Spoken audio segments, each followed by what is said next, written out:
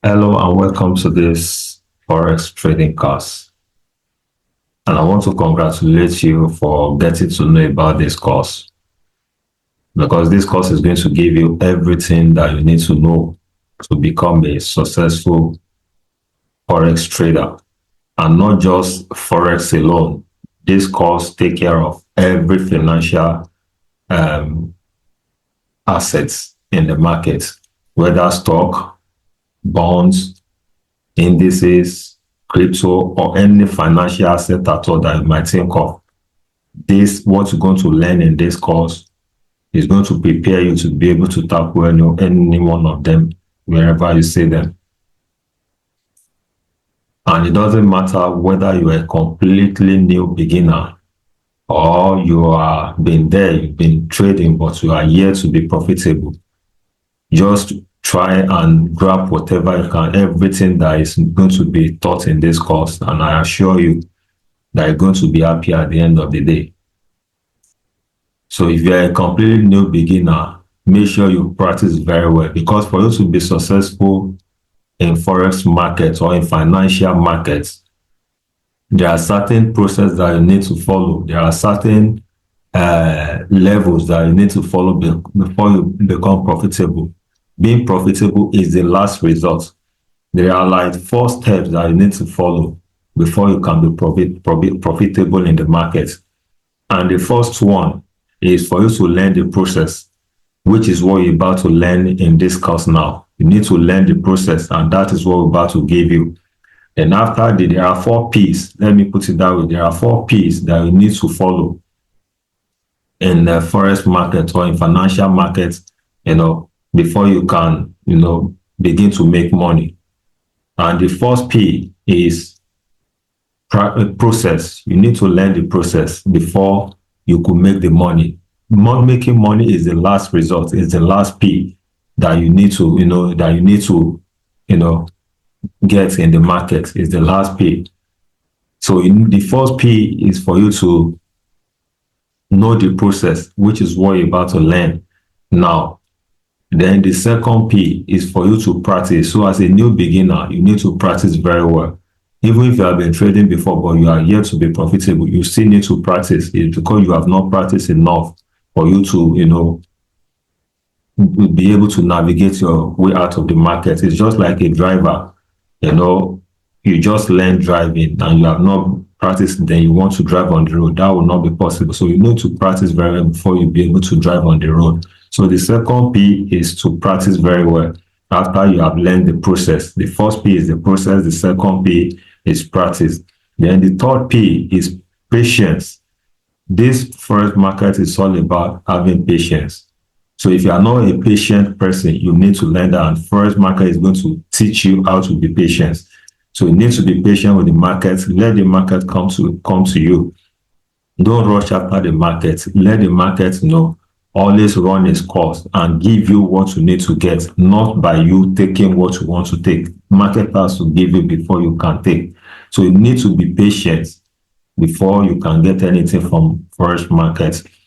Then the last P, which is the fourth one, is the profits. So it's after you have fulfilled the first P, which is learning through the process. The second P, practice very well. Then the third P, having patience. That is when the fourth P then will now show up. So if you don't fulfill the fourth 3, you won't see the last one. So I want you to relax and follow this course very well. And in this course, there are so many things we're going to teach you here, which is everything that you need to know in financial market for you to be successful.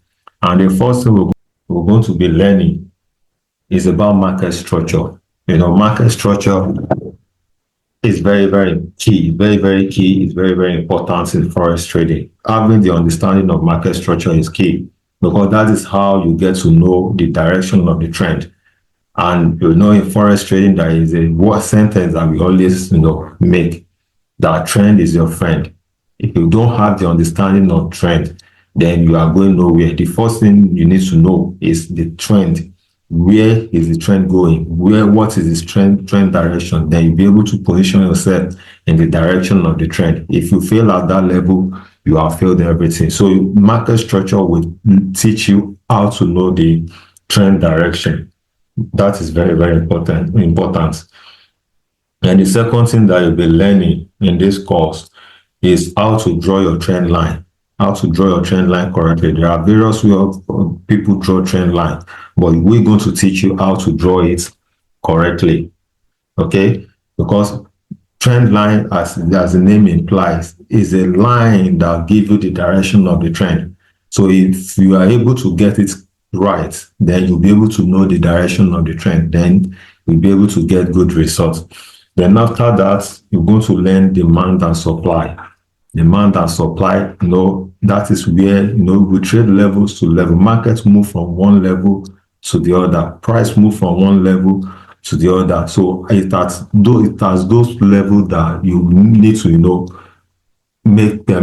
make your trade. If you want to do any trade, you want to buy or sell, you buy and sell at those levels. So how do you know those levels to buy and to sell? Then you're going to learn that in the demand and supply. Then the next thing you're going to learn is chart pattern.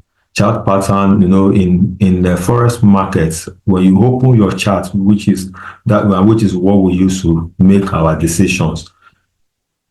Your chart is based on various patterns that is giving you some information of what the other traders are doing, the market makers are doing all over the world. So chart is full of patterns that will be giving you information on what you need to do at every point in time, on how to make your decision at every point in time. So what are those patterns that you need to be looking out for, when you open your chart in the forex market? So all those things you're going to learn from this course. Okay, well, how many chart patterns do you have? How do you identify them? How do you trade them? All those you're going to learn. Then the next thing you're going to learn is candlestick pattern. You need to know about candlestick patterns. Those are the things that also give you information. Chart patterns, candlestick patterns, those are the things that give you information on how to make your decisions in the market. Then another thing you're going to learn is how to use Fibonacci. Fibonacci is a very, very important tool that you need to measure your levels, how solid your level is, the retracement level. When the market is making, when there is a trend in the market doesn't just go in a straight line. There are times that they will need to pull back. But when they are pulling back, when they are retracing, how will you know where they will pull back to or retrace to before they continue in the trend direction? So with the help of this tool, you'll be able to know how to do, you'll be able to know all those things. So in this course, we're going to teach you how you'll be able to use the Fibonacci for you to be able to, be profitable in the market. Then after that, you're going to learn the entry strategies.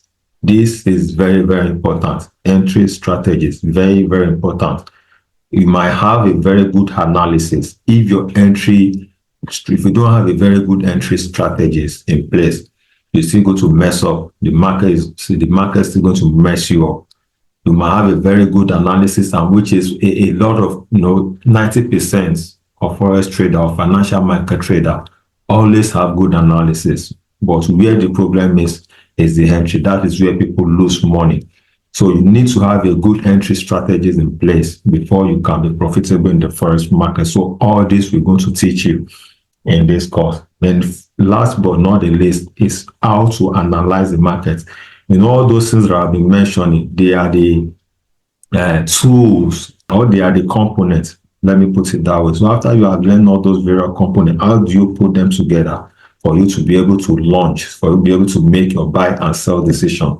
So those are the things that you're going to learn. So in analysis, those are the things we put together. All those components that I've been mentioning, they are the ones that you put together while you are doing your analysis. So a method that we usually use, or that I'm going to teach you in this course, is top-down analysis, where you analyze, from the higher time frame, then you come and pick your trade on the lower time frame, because the higher time frame gives you the bigger picture.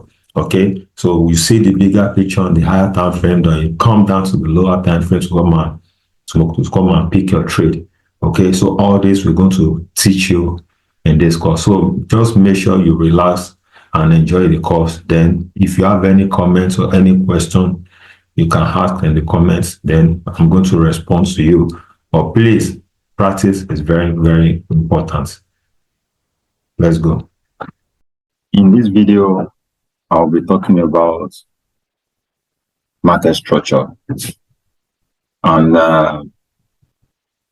if you have not watched my previous video on the foundation of Forex market analysis, you need to go and watch it, because this is the continuation of that video.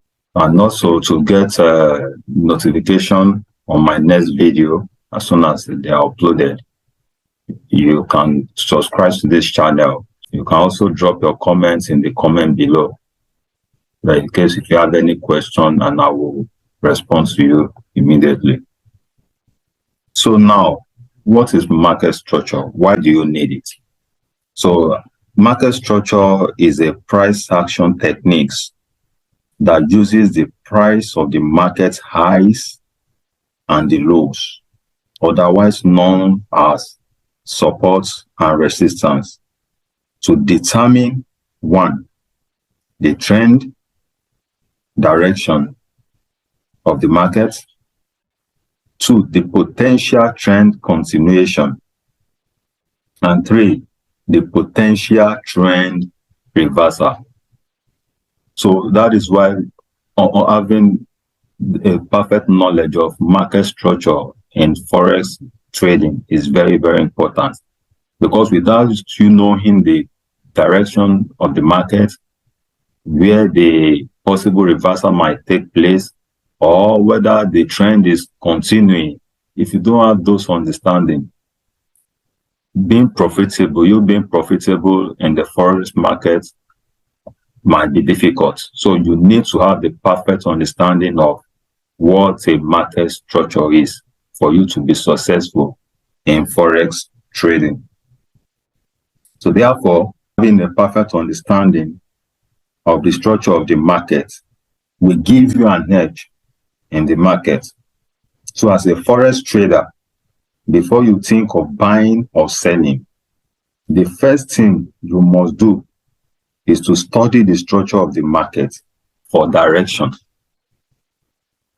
So what do I mean? If you look at my screen now, you will see this, the highs. Remember, I said you talk about the highs and the lows. The lows, the high, the low, the high.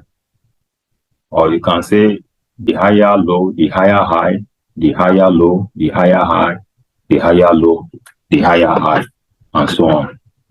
That is a structure in the market. So now, how do you use this to determine the direction of the market? How do you use it to know the trend continuation or the trend reversal? So look at this drawing that I have here. The high, the low, the higher high, the higher low, the higher high. This is the structure of a particular market, the price movement of this particular instrument. So if you look at these points now, here you have a high, or here, let me start from here. Here you have a low, here you have a high, here you have another low, here you have another high, here you have another low, here you have another high. So we call this one the low, the high, the higher low, higher high. Or you say the higher low, the higher high, the higher low, the higher high, the higher low, the higher high, and so on. So how do you use this to determine the trend of the market? When you have an higher high, when the market begins to create higher highs, that means you have an uptrend. The direction of the market is up or bullish or buy. So when you are having higher highs in the market, that means you are to do what? You are to buy in that market. You are to look for buy opportunity when market is creating higher highs.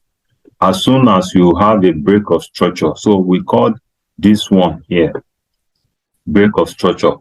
So when market creates a low and it creates an higher high, it creates another higher low. The moment it creates an higher high, this particular point you are looking at, where my cursor is now, is a structure that was broken. We call that place a resistance. So this resistance that was broken to create an higher high. Okay, and the resistance was broken here to create an higher high. So this is a structure here that was broken, and this gives you the confirmation that this market is moving up as soon as this structure is broken. So when the market is creating higher high and higher low, that means you are having an uptrend. You can see the movement up here.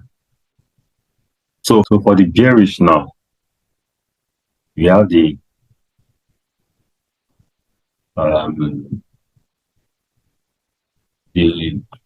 low,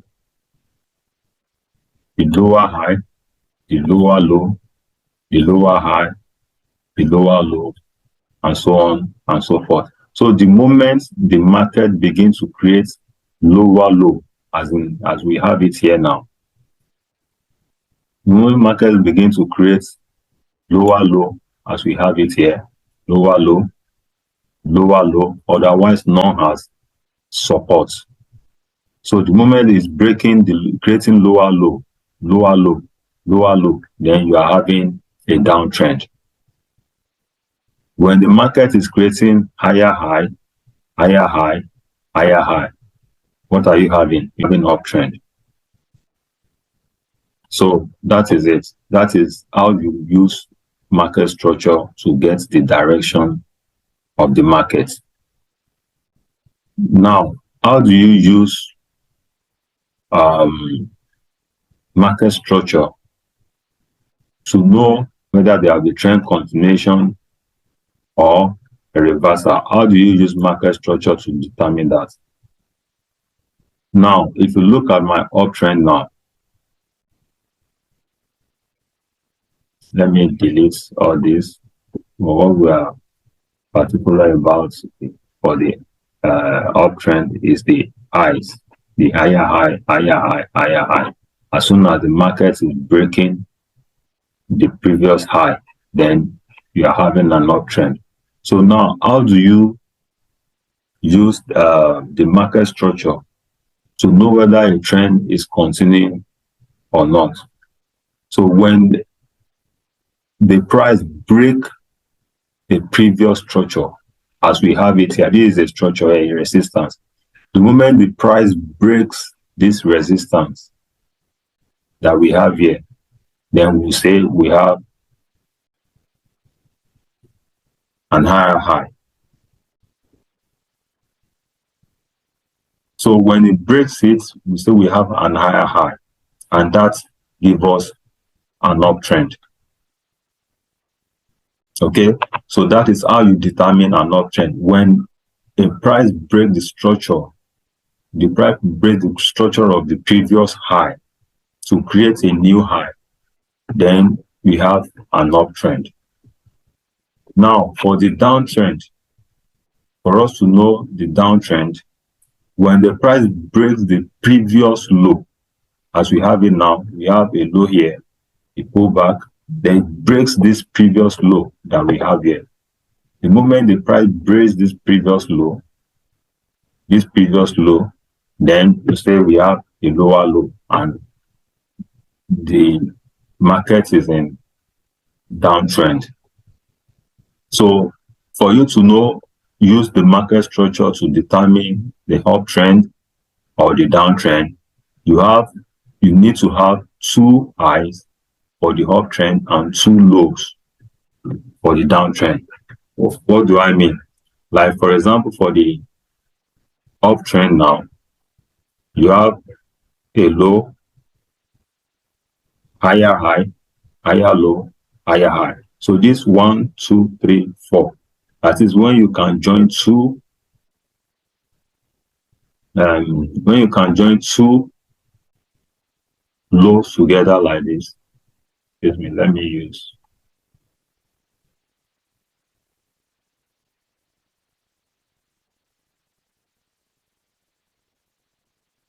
When you can join two lows together like this,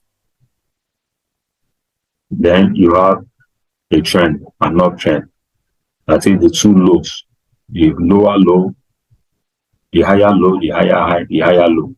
The moment you're able to get, so you say this trend has started. For the downtrend, the moment you're able to join two highs together like this, that is the lower high, the lower low, the lower high. The moment you're able to join two highs together, then you have a downtrend.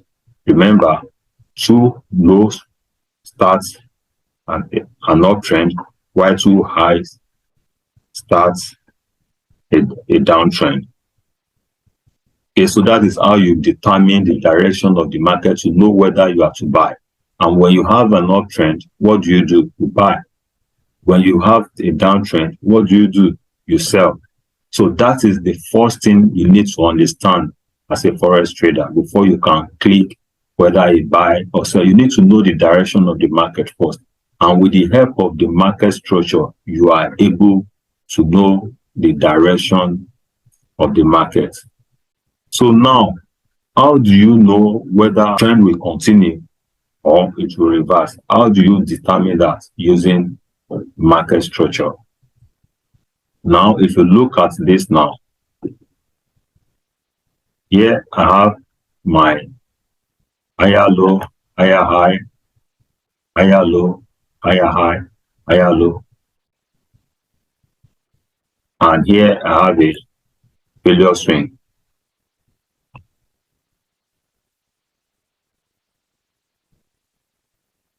So here I have a failure swing. The moment the market cannot create an higher in an uptrend, market cannot create an higher high. That means there is a potential reversal. So the moment market cannot create a new high, a potential reversal is looming. You know, here there is a break of structure here. This move broke this structure, created a new high, pull back. But the moment it couldn't create a new high here, then you should be watching out for a potential reversal. The same thing for the downtrend. When you have a lower high, lower high, lower low, lower high, lower low. The moment the market cannot break this guy, let me correct that. So the moment the market cannot break this trend line here, that means there is a potential reversal. For a continuation, market must be able to break that structure. The moment market is unable to break a structure, that means we should be watching out for a potential reversal. But when market breaks the structure like this, before reversing, before pulling back, that means there is a continuation. There is a market or price continuation or trend continuation. But the moment is unable to break the next high or the previous high, that means there is a reversal. But when it's able to break this previous high we have here, that means there is a price, trend continuation. So that is how you use market structure to determine the direction and the trend of the market, direction of the market the trend continuation and trend reversal in the market. So now, so if you look at this, is the beginning of this trend, okay, of this Euro USD. If you look at this guy, that it started from here as the higher low. Now, how do we determine whether this Euro USD now is in an uptrend or a downtrend? We start from the beginning, from the left, okay? Then you look at the first low. This is higher low. Then this is higher high. We have another higher low here. Then we have another higher high. So the moment you have higher low, higher high, higher low, higher high, then we have an uptrend. So this market now is in an uptrend. So before you can say this trend has changed now, there must be a break of structure to the lower side. Like for example, when this market reached this place, when it created this lower low here, when it created this lower low here, and it got to this place, it couldn't break this structure to create a new high. So at this point now, we can say we have a trend reversal in this place, because since it cannot create a new high, it couldn't break this structure. So this is a potential at this point now, this high here, we have a potential reversal. But we can't say at this point that we have a reversal until this structure down here is broken. Until this structure down here is broken, that is when we can say we have a reversal. But now if we look at it now, that this trend here, this low here was broken. So the moment this low here was broken, that means we are now in a downtrend. And you can see that market has beginning to print lower high, lower low, lower high, lower low. So the moment you have two highs, two low, then you have a change of trend. So for this one now, we have here a change of trend, here. The moment it breaks this low here, we have a change of trend. After this pullback, then the market trend direction has changed already. So this Euro USD now is now in a downtrend. You can see it has not beginning to print higher, lower high, higher high, higher, lower high, lower low, lower high, lower low, lower high, lower low, lower high, then another lower low. So for this one now, we are in a downtrend already for Euro USD. So Euro USD now is in a downtrend. So that is how you know the direction. But it is currently pulling back now. So it's currently, we call this one retracement, pulling back. But this market is in downtrend already. So any opportunity you want to be looking out for now in this market is sell. So that is how to use market structure. And for the other one, this is for downtrend now. Okay, this we have the uptrend there, we have the downtrend there. So when you have a market printing higher highs, higher highs, higher highs, higher low, higher high, you have an uptrend. But when you see it printing lower high, lower low, lower high, lower low, lower high, lower low, and so on, you have a downtrend. So that is all you need to know about market structure, and now you can use it to improve your trading, because that is what is going to give you the direction of the market, and for you to know whether the trend is going to continue or reverse. So like for example now, since this guy here now has broken this previous low that we have here, that means this trend is continuing. This downtrend is going to continue, because this has confirmed this trend downward, that this downtrend is going to continue. So far it has broken this low that we have here.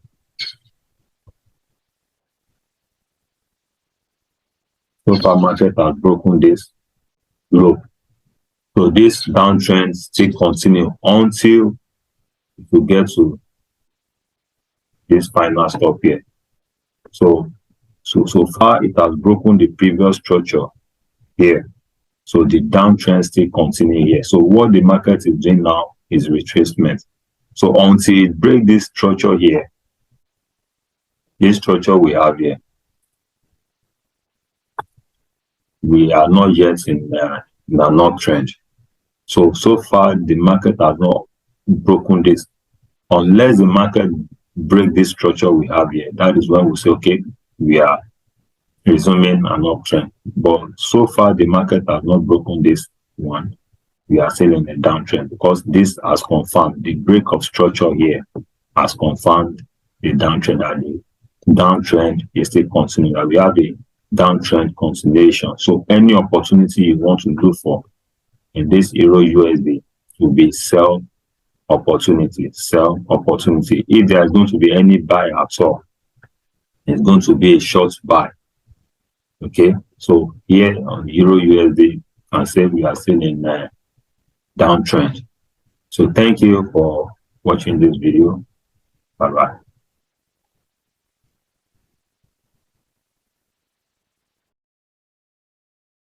Hello. In this video, I'll be teaching on how to draw trend line properly to physically reaffirm trend direction. In forex trading or in any financial markets trading, knowing the trend direction is very, very important, because the moment you fail at this phase, you will fail the entire process. And for you to be successful in forex markets, especially, knowing the direction of the trend is key to your success. So when you get the trend direction right, even when your execution is wrong, that is when you make mistake during your execution or during your entry, you will still be able to manage the trade. As in, when you get the trend direction right, where you are in the direction where you trade in the direction of the trend, even if your entry is wrong, if your execution is wrong, you will still be able to manage the trade and get out of it. But when you get the trend, when the trend direction is wrong, when you don't get the trend direction right, you have failed already, and there is no way you can make anything out of that particular trade. So for you to get this right, you need to first understand the structure of the market. So you need to first understand the structure of the market before you can draw a correct trend line. If you don't understand the structure of the market, of the instruments you want to trade, drawing a proper trend line might be difficult. So you need to understand, first of all, understand the structure of the market. So if you have not watched my video on market structure, for you to have the perfect understanding of what I'm about to teach now, you need to go and watch it. And you also need to watch the video on foundation of forex market analysis. So you need to watch those two videos, most especially the market structure, for you to have the perfect understanding of what I'm about to teach here. And again, you can subscribe to my channel so that you can get notification as soon as I upload the next educational video on forex trading. So now let's continue. How do you draw your trend line to reaffirm the direction of the market, whether the market is going up or is going down, for you to be able to know whether you are to sell or you are to buy? So now if you look at my screen now, you will see the price movement, of GBP USD. And don't forget, we have two types of market analysis. We have technical and fundamental. And under technical, we have price action. So what we're about to do now is price action. So you use trend line in price action analysis. So now, how do you draw your trend line properly? For you to draw your trend line to reaffirm the direction of the market after you have seen the structure of the market. And briefly, let me quickly take you to structure of the market. I mean, to true market structure, the summary. But if you want the details, go and watch the video. If you look at the beginning of the trend here from the left, you see this is lower high, lower low, lower high, lower low. So in the case of downtrend, when you have lower high, lower low, lower high, lower low, lower high, lower low. So for the downtrend, when you're able to join two lower highs, we'll say the trend has started. But when you are able to join the three together, then we'll say the trend has been confirmed. So for the uptrend now, when you have low, high, higher low, higher high, higher low, higher high. So when you're able to join two together like this, we will say the trend has started. But when you're able to join three, then we'll say the trend has been confirmed. That's the third one, confirmed trend. While the first two begins a trend.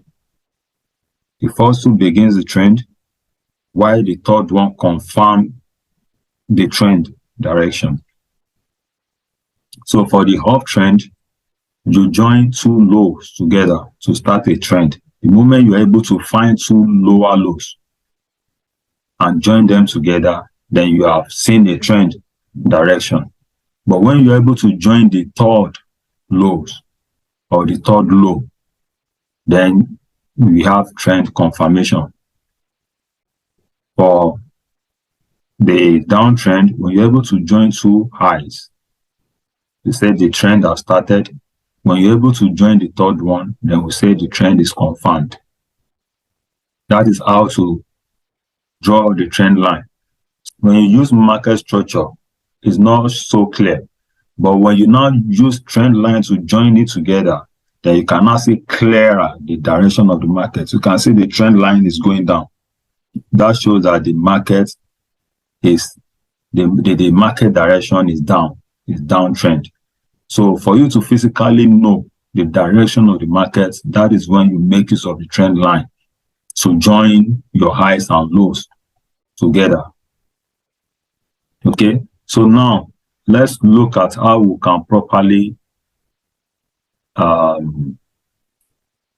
join the trend line, because there is a way to join the trend line properly when you come to the chart. You don't just draw it anyhow. When you want to draw a trend line, you pick the wick of the candle, the highest wick of the candle, not the body. Some people pick the body, but I don't use the body. I use the wick of the candle, the top of the wick, like that. If I zoom in, you can see that I use the top of the wick. So I can adjust this one as well to use the top of the wick. I'll make sure I use the top of the wick. You don't use the body of the candle. Make sure you use the wick of the candle, so you can adjust your line properly to make sure you pick only the wick and not the body. So the moment you pick the body of the candle, you have violated that trend line. So like this one now, you can say this is a perfect trend line, okay, which shows the downtrend of the market using trend line. But now, how do you properly draw this? The moment the price has broken a trend line, that trend line is no more useful. So you need to adjust it. So assuming the market was at this point, the moment it breaks this, then that trend line is no more useful. So you pick the outermost candle or wick of the candle. That is how you draw your trend line. So you pick the highs, all the possible highs that you can pick, the wick of the possible highs in downtrend, like this now, 1. So I'm able to pick another one, 2. So with this trend line now, this has shown that we are in downtrend in this market. So this has shown us that we are in the downtrend in this market. This particular market is downtrend.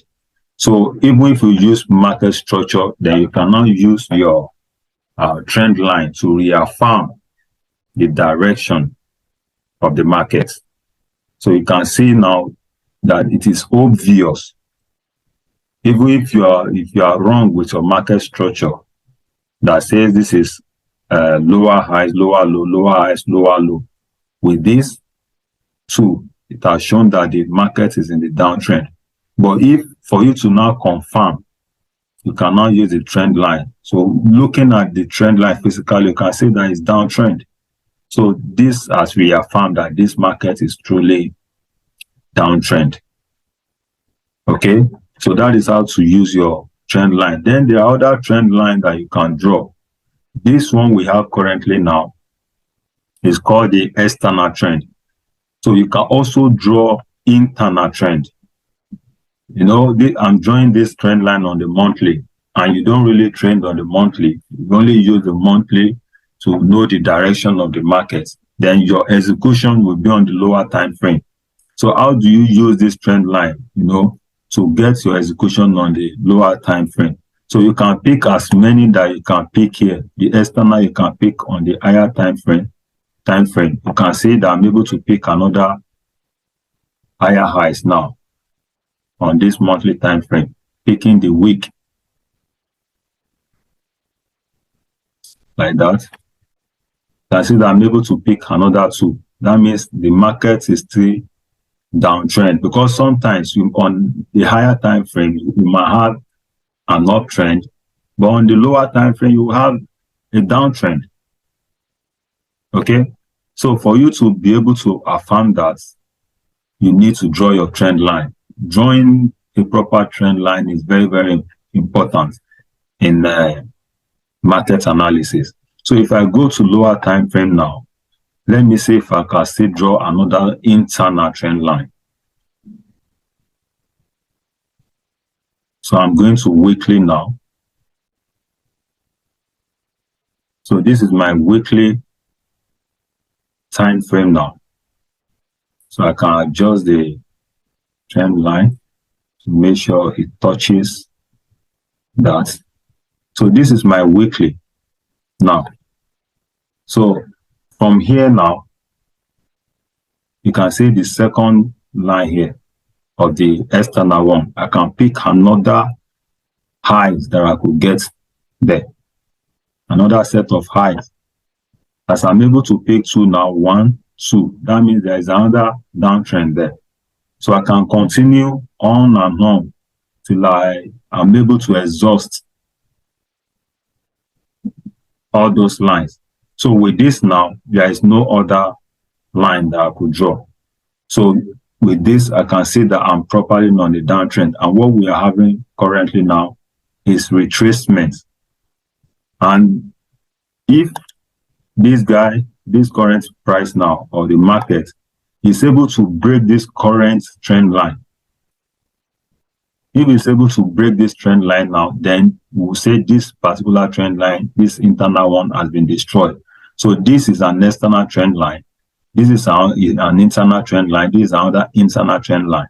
When an internal trend line is destroyed or broken, then it will go and meet the next external one. So that means this one will no more be useful. Like for example, now you can see that we have another one here that we can draw. But this one is already destroyed, this internal one. So we call all this internal trend line. So you can see that this internal trend line is already destroyed. So it's no more useful. There is no need putting it there again. So this is the one we need to focus on. So for you to know the proper trend direction of the market, so you need to draw your trend line. So if you're able to get it right at this level, then you won't have so much issue. But if you fail at this level, you're going to fail the entire process. I'm telling you. So you need to get the trend line, your trend line drawing. Drawing your trend line, you need to get it right at the beginning. So if you're able to get it right at the beginning, then the whole process will be simple. So this is how to properly draw your trend line. So the same thing for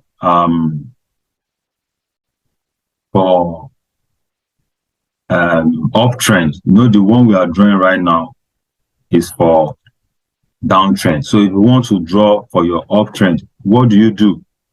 You pick from the low, that is the higher low, to the higher high, higher low, higher low. If you're able to pick some lows together, at least two lows.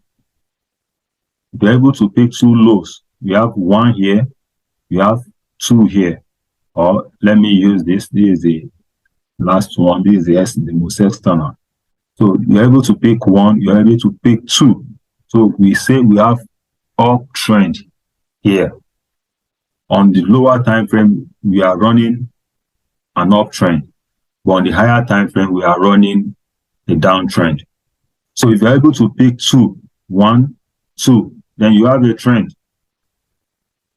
Okay, so two start a trend, while the third confirms the trend.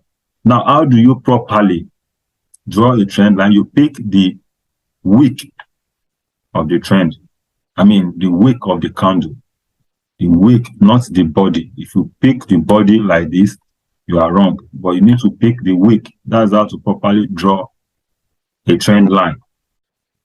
So if you're able to know the trend direction, like for example, now if you want to trade on lower time frame, using 4 hours now, where I draw this trend line, you don't have business. Since your trend line has given you this, you don't have business selling. All you need to be, except there is a change of trend. If this trend line is broken now, then you can now begin to think of trading, looking for sell opportunity. But in as much as the trend line has not been broken, you have no business looking for a sell in this lower time frame. But if you go to the higher time frame, like the weekly, for example, you can see we have downtrend. So you have no business trying to buy, except when this line is destroyed. Like for example, now this one has been destroyed. You can be looking for a short buy here. But since if you look at this trend line, it's about to hit this trend line. That means, except unless it breaks this trend line now, the market might reverse from here. You understand? So that is why it's very, very important. You can see that is the reason why the price has been struggling in that place, because of the trend line. It's hitting the trend, not until it's able to break that trend line. That is when you can have an uptrend or a buy opportunity. But while it's still testing that trend line, there is nothing you can do, than to just wait and see what is going to happen. Okay, so, or if you want to look at this one, you might say, okay, it has broken this trend line, then it's coming to meet this one, because this is the current highs that we have here. It's just creating this new high. Here is the current one we have. So this should be the correct trend line. That means it has broken this trend line. So it's coming to this next internal trend line. So we might have an uptrend here. A buy opportunity here. But meanwhile, this is a retracement, a buy retracement. This is not the trend direction. We call this one counter trend trading. So if you are trading this, you are doing counter trend trading. You are trading against the trend. The real trend direction is downtrend. But if you want to trade counter trend, you want to trade against the direction, then you will know that you are trading against the trend. Then you need to lower your risk and all that, because that is not the trend direction. If you are not careful here, you lose more money while trading against the trend than trading towards the trend direction. So that is how to properly draw your trend line. And I'm going to summarize what I've said. I said, if you want to draw a trend line for a downtrend, you make sure you pick at least two highs. Okay, make sure you pick at least, let me go to the monthly. So for a downtrend, you make sure you pick at least two highs. That is lower high, lower lows, lower highs, lower lows, lower highs, lower lows. So you make sure you pick at least two. If you're able to pick at least two, then you say you have started a trend. Then the third one confirms it. Then when you are drawing the trend line, to properly draw a trend line, you must pick the wick of the candle. All the wicks, not the body of the candle. You draw your trend line picking the wicks of the candles, not the body. I repeat, you pick the wick and not the body. That is how to properly draw your trend line. So thank you for watching this video. In this video, I want to teach about demand and supply trading. Demand and supply trading. And I'm going to expose a lot of things to you in a simple way that you're going to understand. I'm very sure it's going to take your trading to the next level if you can watch this video to the end, because I'm going to expose a lot of things to you in a simple term concerning demand and supply trading strategy. Okay, so now, and if you have not subscribed to this channel, you can quickly do that by clicking the subscribe button below, so that as soon as I upload the next educational video, you'll be able to get notification immediately. And if you also have any question or comment, please drop them in the comment section below, and I'm going to respond to you. So now to the main business. What is demand and supply? In a simple and technical term, demand is when the buyer steps into the market to buy a particular asset or currency, while supply, on the other hand, is when sellers steps into the market to sell a particular asset or currency. In other words, you buy at a demand and sell at a supply. So you buy at a demand. These are the demand that you are looking at here. This is a demand,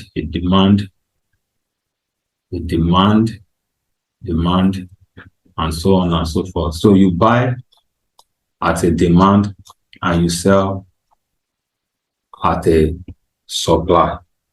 Also, supply on the other hand, here we have a supply. Here we have another supply. Here we have another supply. I'm going to explain that in details in the next couple of minutes. So how do you leverage on this as a forex trader or financial market trader? Because you can use it for all financial assets. So how do you leverage on this to take your trading to the next level? So you leverage on this as a forex trader or financial market trader by identifying the demand level where the buyers are waiting to buy. Where the buyers are waiting to buy. For you to also join the buy. Or identify the supply level where the sellers are waiting to sell for you to join the sell. So you identify the demand level. As a trader, you identify the demand and supply level. And those are the areas where we have buyers and sellers in the market for you to join in the direction. You know, in forex trading or financial market trading, you always say trend is your friend. So when you're able to identify the points where buyers are buying, so that is where you also be waiting to buy, so that as soon as the buyers are triggered, you also join the buy. And also selling, on the other hand, you identify those areas where we have presence of sellers, okay? So that as soon as the sales is triggered, you also join them in the selling. That is when you will see a massive move in the market. So when you are buying, when the sellers are in the market, you're going to lose your money because you'll be working against the trend. And also when you are selling, when there are presence of buyers, when there are buyers in the market, you're going to lose your money because you'll be working against the trend. Now, looking at my screen now, let me show you those areas where we have our demands and supply. Okay, so that you know the areas where you're also going to place your order for you to, leverage on this to take your trading to the next level. So if you look at the left-hand side now where my cursor is, the picture we have on the screen now is a pure market structure. So if you don't understand market structure, that means this training is not for you. You will need to first of all go and learn about market structure. And I've done a video on that. Okay. I've done a video on market structure that I've explained market structure in a simple way. So you need to go and watch that first. So now, if you look at my left-hand side here, you will see we have a low, a high, a higher low, rather, higher high, higher low, higher high, higher low, higher high, higher low, higher high. That is how we form a trend in the market. You understand? That is how you form a trend in the market. When you are making higher highs, higher lows, or lower highs or lower lows, that is how you form a trend. That's how you know whether you are in an uptrend or you are in a downtrend. So from this left-hand side now, we are in a uptrend. So now, how do I locate my demand level here so that I can join the buy when the buyers are buying? Remember, I told you, you buy from the demand and you sell. You buy at a demand level and you sell at a supply level. So now, like I said earlier, if you look at this very point, let me use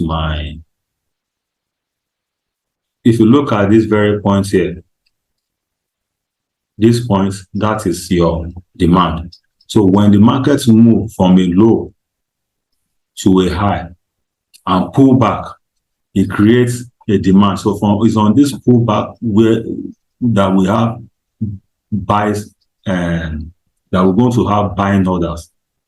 So when you pull back, wherever you pull back to and take off again, that is where we have buying orders. It is the buying order that will make the market to begin the move again. So this is your demand. So when the market is moving like this and it gets to a level and pull back, that is the leg that you're going to watch for you to buy. That is where we have the presence of buyer. That is your demand. So when market moves up and break this particular level, like for example, this one where I have my cursor now, this particular level where I have my cursor now. So we call that a break of structure. So as soon as you break a structure and pull back again, you now look at the leg where you are pulling back to. When the market is pulling back to a demand. So now, for example, some people they might sell. The moment they see the market coming down like this, they might begin to sell from here. No, you don't do that. If you do that, you are working against the trend. you are not supposed to sell there. You are only allowed to sell at a supply level. But when after the market has made a move like this and pulled back, you watch the leg is pulling back to, it must pull back to a demand level. So when the market pull back to a demand level, as a supply and demand trader, that is where you will be waiting, because that is where the orders are. As soon as the market moves, it is the order of people, of traders here, that make the market to move. But when the market moves like this, all the orders are not executed at once. The big guys, they don't execute all their orders at once. There will still be so many orders left at this point. So the market is still coming back there to come and execute all the orders that we have here. So when the price pull back to that particular demand level, that is where you join the move, and that is when you will see a big move in the market. So I will go to repeat that from this low here, we have a high, we have a higher low, we have a higher high. So this higher low, when there is a pullback from here, this is where your demand is. Okay, this is where your demand is. Or let me use this is your demand level. So you'll be waiting for markets to pull back to this demand level before you join the move. Okay, you don't buy at the middle here, except you are a demander, support and resistance trader. That is when you can buy here. But I'm not teaching about support and resistance now. I'm teaching about demand and supply. So as a demand and supply trader, as soon as there is a move in the market, the impulse leg, we call this impulse leg. As soon as you have impulse leg and a pullback, is good. Wait for you to pull back to a demand level where you have the presence of buyer, then you join them to buy. That is when you're going to see a massive move, a massive impulse leg again. So after that massive impulse leg, then the moment there is also a break of structure, then you'll be expecting a correction again. You have impulse leg, you have a correction leg. So you'll be waiting for that correction leg again to move to another demand level before you start the buy again. Like for example, this level, this points, we call this one a support and resistance. After a break of structure and there is a pullback to the previous levels here, this is a resistance. When you have a pullback to the previous resistance, then we'll call that place support and resistance, because it's not using that place as a support before moving on. But like I said, I'm not teaching on training on support and resistance today. What I want us to focus on is demand and supply. So this is your demand level. As soon as you have a pullback to that, you join them from here. There is an impulse move here, a correction, then the market continues to move like that. So as soon as we have another break of structure from here, you wait for another pullback to your demand level. So this is another demand level we have in the markets now. This is another demand leg we have in the market right now. I hope you understand that this is one demand leg, a break of structure, a move, a correction, an impulse, a correction, an impulse move, break of structure, pulling back to a demand level here. At this point where you can see my cursor here, is pulling back. When this leg is pulling back, pull back to that leg and it moves. Then the price continues to move like that until it pull back to that demand level again. Okay, this is another demand level in the market. You might be asking the question, okay, what of this one? This one is not a demand level. This one is a liquidity. When you have a move, there must be a break of structure, okay, before you can approve a demand, because before a demand can be approved as a demand. From here now, you have a pullback. There is no break. This one does not break this particular level. This is like a correction, before there is a real move here. So when you have the real move, where is the starting point of that move? That is where you consider that is where I consider as demand level. So where we have the starting point of that move, also that is where we have another demand level. So that is how you identify demand level in the market. Here we have a demand level or a demand zone. Here we have another demand, and that is the only place you are allowed to take a buy from. You don't sell from that area. That's where you know in an uptrend, you buy after a pullback, you buy after a pullback, after a pullback, you buy. Let the market move. After a pullback again, you join the buy again. After a pullback to the demand level, you join the buy again. So that is demand. Now to the supply, when you look at this price from here, this is a demand has been created from here.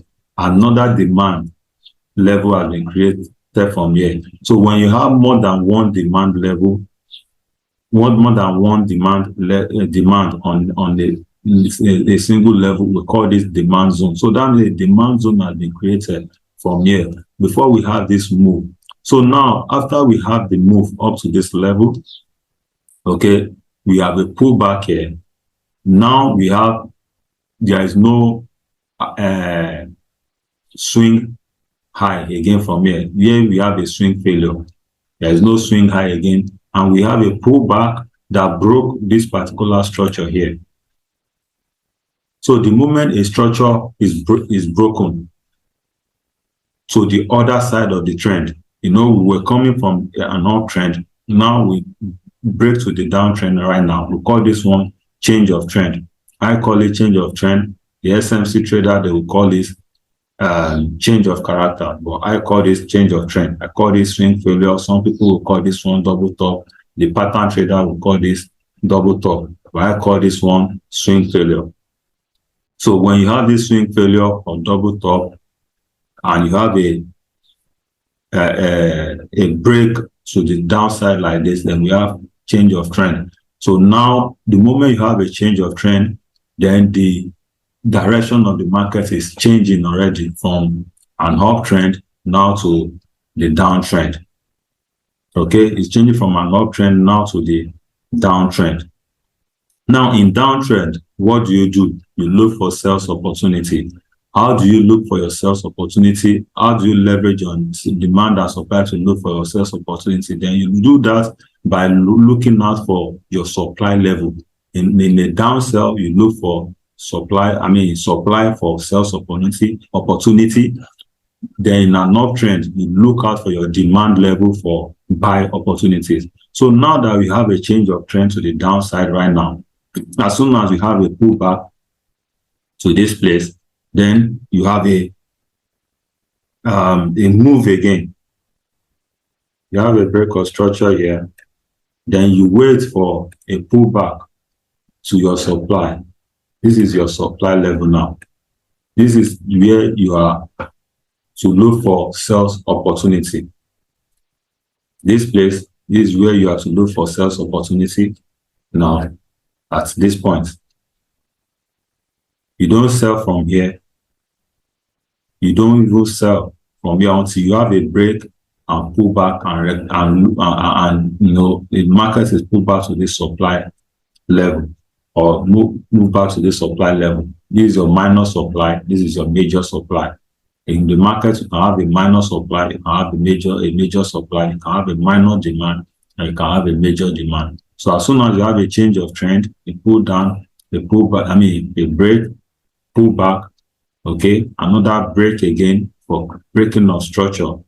So the moment you pull back to this supply level or this supply level, this is the only place where you are entitled to, take a sell, because those are the area where we have the presence of sellers. So as soon as you have this impulse leg and a pull back to hit to that level, that is your supply level, then from here, you take a sell, because that is where you have the presence of the sellers. So as soon as the market pull back to that, the sellers are waiting here for the market to actually pull back to this place. So as soon as the market gets to this place, using your entry strategies, I need to say this I didn't say talk about this while we're talking about demand, but I need to talk about it now. You don't just jump in because you see a supply level or a demand level. You need to use your entry strategy. This one that we are doing right now is analysis for you to know where to buy or where to sell. Well, after you have been able to identify the location, whether a demand location or a supply, then you now need to use your entry strategy. So as soon as the markets pull back to this supply level, then you will now do what? You now need to look for use your entry strategies, before you can take a sell here. So as soon as the market pull back to this level, then you use the entry strategies or entry confirmation. You don't just jump in for a buy or sell. You need to confirm, because sometimes it might get there and it just blow off to go and test the next demand. Like I said, we have minor supply, major supply. So it might just not respect this price. If you don't have enough sellers here, it might not respect that level to go and test the next level where we have where we have presence of a lot of sellers. That is where the market is going to turn back. So, but when it gets to this place now, if we have enough presence of sellers there, you see the market begin to drop again. So the moment it drop again and we have a break of structure here, and it break this particular level here, it's going to retrace back again, to another supply level. Then from there, you join the sell again. The moment there is a break of structure again, it's going to pull back. So it's going to create another supply level again, and so on. After a break of structure, it goes to create another supply level again, then move down and begin to make a move. That's how you leverage on demand and supply in your forex trading. So now, after I've explained using this diagram, so can we now look at the live charts now, so that we can understand what we have been talking about since. Now, if you look at this live charts now, if you look at it from this point,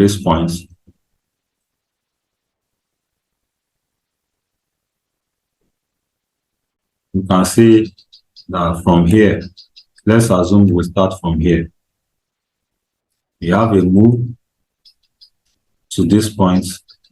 From here we have the low, high, low, higher low, higher high, higher low, higher high, higher low. These are just a move. Markets move in zigzag. These are just a move, higher lows and high, that is created for market to continue its upward move. But on getting to this place, this high, you can, if you look at the left hand side here, we have a particular level here. That is a supply level. This market was coming from a downtrend here. From an uptrend. This is a supply level. So as soon as the market breaks that level, they pull back. But here it couldn't break this supply level here. The price was rejected from there. Then at this point, it was able to break it at this point. So as soon as it breaks this, when the price was rejected from here and make a pullback to this place, it has created a demand level there. So as soon as the price breaks, as soon as the price breaks that level, it has approved this demand that truly we have the presence of buyer here. So you will now wait for price to pull back to this particular leg now. So when price pull back to this, it might come immediately and it might take so long to come back. But when the price, one day, one time at a time, the price is going to come back to this particular level. This is a demand that has been created. At the moment it breaks this structure, that demand has been approved, that truly there is presence of buyer here, or there are presence of buyer here. So then you now wait for the price to come back to this level, just like the way it come back here, before you now take your buy. So as soon as the price breaks this level now, then it has created a demand here. So now on getting to this place, we have a pullback, then a move. Now we have equal high. We couldn't make an higher high again. Okay, it couldn't make higher high. From here, we have equal high. That is a swing failure. Then we have a pullback. And at this point, we have what? A break of structure. At this point, we have a break of structure to the downside, which is a trend, a change of trend or change of character. So now after that change of character, there is a breakdown here. Market pull back again.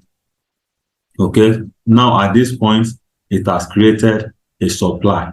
So we have presence of seller here right now. So you now be waiting for price to come back to that level. So after we have a move down here now, you can see we have another break from there. So the moment the market break that level, so the next level you'll be watching is this particular level from here for price to move to. Sometimes it might get there like this one, sometimes it might not, but this is your supply level right now where we have presence of buyer. And I'm very sure one day, one time, price is still coming back to this level to come and fulfill all the pending orders that we still have here. Okay, sometimes it might not get there, sometimes it might get there, but one day, one time, it's still coming back. So it created another supply level here, and it breaks the structure, and you can see that price actually come back to this level right now. So that is your supply level. This is the only place where you need to, look for sell opportunity. You don't just look for several opportunities, although there are some tools, like I said before, that you can use, to confirm where the supplies are, where the market is going to return or reverse. There are tools, there are patterns you can use. But if you have nothing, then you have to wait. This will be the level you are waiting for the market to pull up to before you can, the supply and demand trader, before you can make any move. So as soon as the market gets to this place, you join the sell there, then you see the market pulling down again, and you can see that it has broken another structure here. As soon as it breaks another structure, then it will go and create another supply, then continue to move, and so on and so forth. Then one day you see the market coming back to come and fulfill all the pending orders here. You see after the market break this particular demand now, okay, like for example now, we are in a downtrend here. This is an uptrend. We have a change of trend here. Now in a downtrend from this side. There is a change of trend there, a downtrend now. Now at this demand level, this is the only place where you can buy. The buying here will be a counter trend buying. You understand? And that is why you see that the market did not respect that level.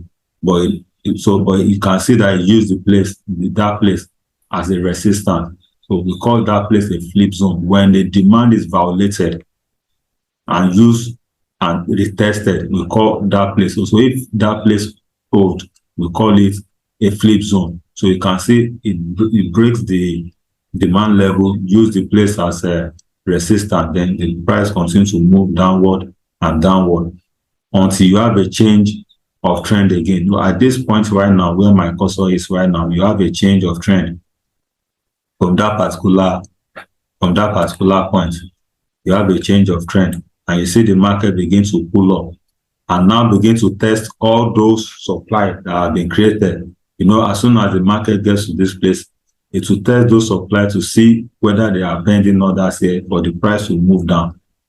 But if there are no pending orders here, it will break and continue its move upward. But for the moment you change now, you are in an uptrend now. The trend has actually also changed, and beginning to create demand. And demand, you see, creating demand here, creating demand here, creating demand here.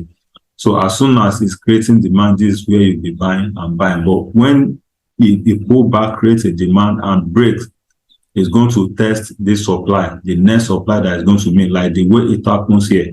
After creating a demand here, and there is a break here at this level, it tests this supply. This is the supply that has been created I remember I told you when there is a move, it's coming back to test those supply. And those are the area where you are entitled to sell or buy. So this supply level, this is the only area you can sell, not this place.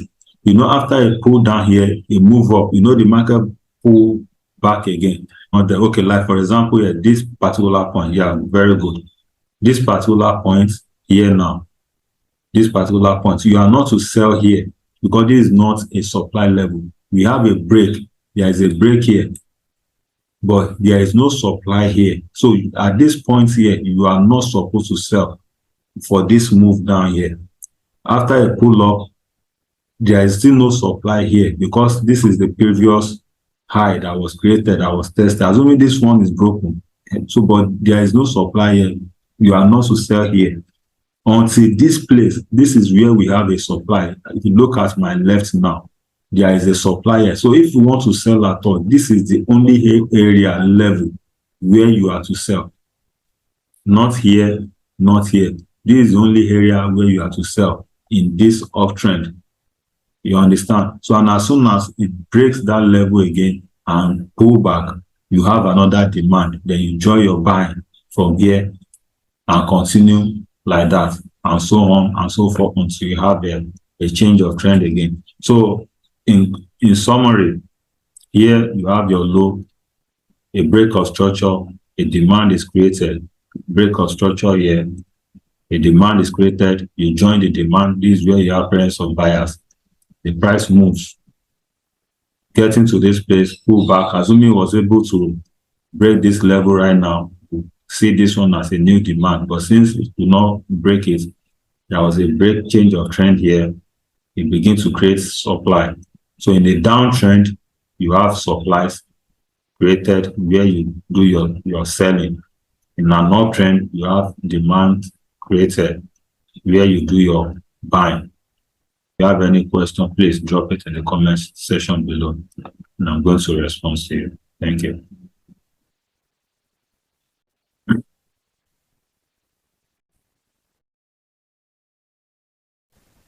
Hello traders. In this video, I want to quickly show you how to use your Fibonacci to confirm your levels in the market. There are some levels that are going to hold, and there are some that will not. It's not all level that holds. And when the level is not holding, you're definitely going to have issue.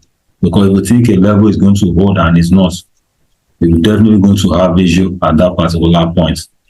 But how do you know a level that will hold so that I can give a full concentration at that level? So you can use that with the help of Fibonacci. So there is a tool called Fibonacci that you can use to confirm your level, to know whether the levels will hold or not. Okay, so how do you use Fibonacci to confirm a level, whether that level is strong or is going to hold or not? Then before I continue, if you've not subscribed to this channel, you can please click the subscribe button right now, so that as soon as I upload the next educational video, you'll be able to be notified immediately.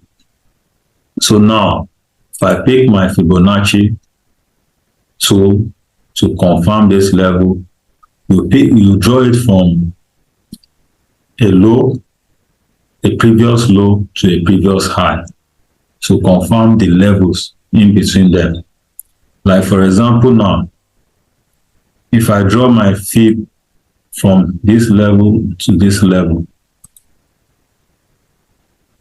what do you see? There are some levels you consider on Fibonacci that would consider strong levels you need to watch, and they are 50% levels, 61.8%, then 78.6%.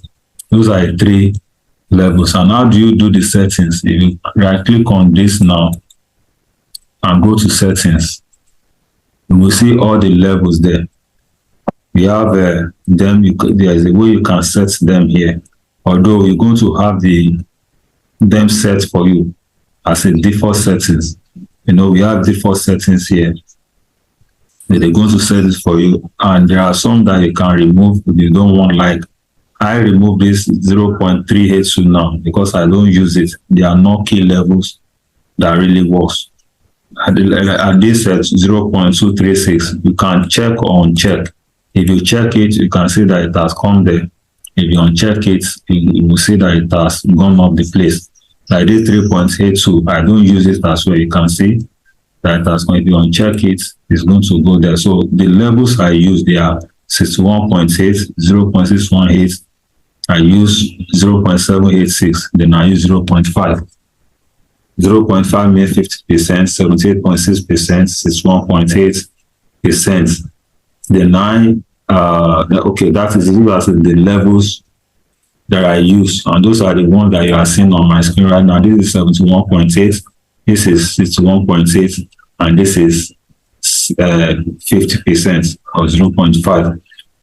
So when you draw your levels from high to low, you're going to see, so if that level is going to work, it's going to align with either of these this fib level.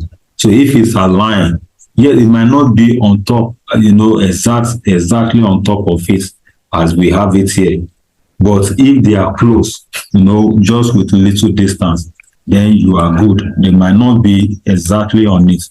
Like if you look at this one now, you can see as I have it here, that this particular level that I draw here align with this 50%. So assuming this other candles from here has not been printed like this, and if they are not being printed, I will have more confidence at that particular level, because it aligns with 50%.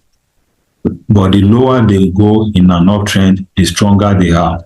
61% is stronger than 50%, while 78.6% is stronger than these two. So the lower they go, the stronger they are. So at this level now, this 50% now, I can consider this level to be a good level to watch. That is how you use it to confirm your levels in an uptrend. You draw it from a low, using your market structure. We have higher low, higher low. So if you want to draw it, you pick it from low to high in an uptrend. But in a downtrend, from low to high in an uptrend. But in a downtrend, you pick from high to low. Okay, in this downtrend now, let's use Fibonacci to check the levels from here to here. What do we have? There was a time the price moved from this way. After a break of structure, it moved here and it tried to retrace. You can see where it pulls back to 50% or 0.5. That means this level that you draw here is a good level. You understand? It's correct, since it aligns, or is in alignment with this 50%. You understand? And that is why you see that it's held and the price broke down from there. You understand? So that's how you use this. Go from this place now, after the trend has changed from here, you can see we have a break of structure from here and go to this place, pulls back. When the price is pulling back from here, how do you know where this price will pull back to? That is where your Fibonacci comes in. So you draw your levels to this place, You understand? So be sure whether this level is actually going to hold. When you use your Fibonacci to test, you can see that when the price, at this point, you don't know whether this level will, whether there is a level here anyway. But this is the one that you see. When the price is coming back, you can see this place, this particular point. This is where you go to watch, that where you have your level. So as price is coming back, you can see that price actually got close to that place. After a break here, it pulls back, it breaks down, okay, created this structure, this supply, breaks down, and the price is retesting from here. When you draw your level at that particular point, you can now use your Fibonacci to test whether that level to work. So if there is alignment, you can see that we have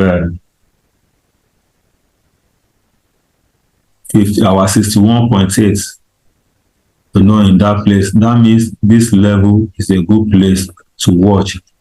We'll actually draw this level. This is 50%, this is 61.8, but you can see they are close. So you can still consider this level, and that is why the price actually moved down from here. Now, I also want to test this level. After this pullback, I want to know where this price will actually pull back to, for me to be sure whether those levels are correct. If you look at this point now, after a break of structure, the price actually moved down to this place. So, but when it was pulling back, it used this flip zone, as resistance. Then price continued downward. So the moment price breaks this place, so this has become a new low that we're going to test. So the price breaks it again. It has not pulled back completely and comes to this place. So that means this is where we're going to test. So as the price is pulling back right now, where are the areas that we're going to watch from this high to this low? Watch this 50%, 61.8 and 71.8. And you can see when it gets to 50%, it then respects that 50%, even though the supply there was a reaction. It breaks the 61.8. You can see that there was a reaction there, but now at 71.8, you understand? And I think the place held, and that's why you see the price moving down. So those are the areas. So for you to know, if you see there is a level here, and that level is closer to this 78.6. So when it is closer like that, or it's aligned, then you need to watch that level, that point. So that is how you use of Fibonacci to confirm your levels. So you draw from a low in a downtrend, you draw from a high to a low. Then you watch your levels, whether they are aligned, they are in alignment with the price, the levels. Whether the Fibonacci levels, they are in alignment with the level that you have drawn, for you to be sure that those levels are correct. If they are in alignment or they are close, then you will know that those levels are correct. But if they are not, then you will know that there might be an issue at those levels, that you might need to look at your levels again. So that is how to use your Fibonacci, to confirm your levels before you can make your decision whether you have to buy or sell, or you watch at that particular level. You may use that to make your decision, to watch the reaction of what's going to happen, so whether you have to buy or sell. Thank you. In this video, I'll be teaching on chart pattern. And what are these chart patterns, and how and why are they important? In fact, not just important, why are they very, very important to your financial market trading success? And those are the things I'll be talking about in this video. So I want you to sit, relax, and watch this video to the end, because there are so many things that I'm going to be revealing concerning this chart pattern, most especially the conception or the misunderstanding of some traders between support and resistance and double top and double bottom. So just watch this video to the end, as I'm going to be explaining all that and revealing all that to you. Now, these chart patterns, they are the information that the market presents to you for you to make your buy or sell decision. And they are everywhere on the charts for you to make your buy or sell decisions. Now, there are two main types of chart pattern. We have one, reversal pattern, reversal patterns. Then number two, we have continuation patterns. Excuse me. Reversal patterns and continuation patterns. So what are reversal patterns and what are continuation patterns, and how do you use them? In reversal patterns, we have so many of them, but there are major ones that I usually use, and you find them most often on the charts. And they are one, or let me put here, or one, we have double top,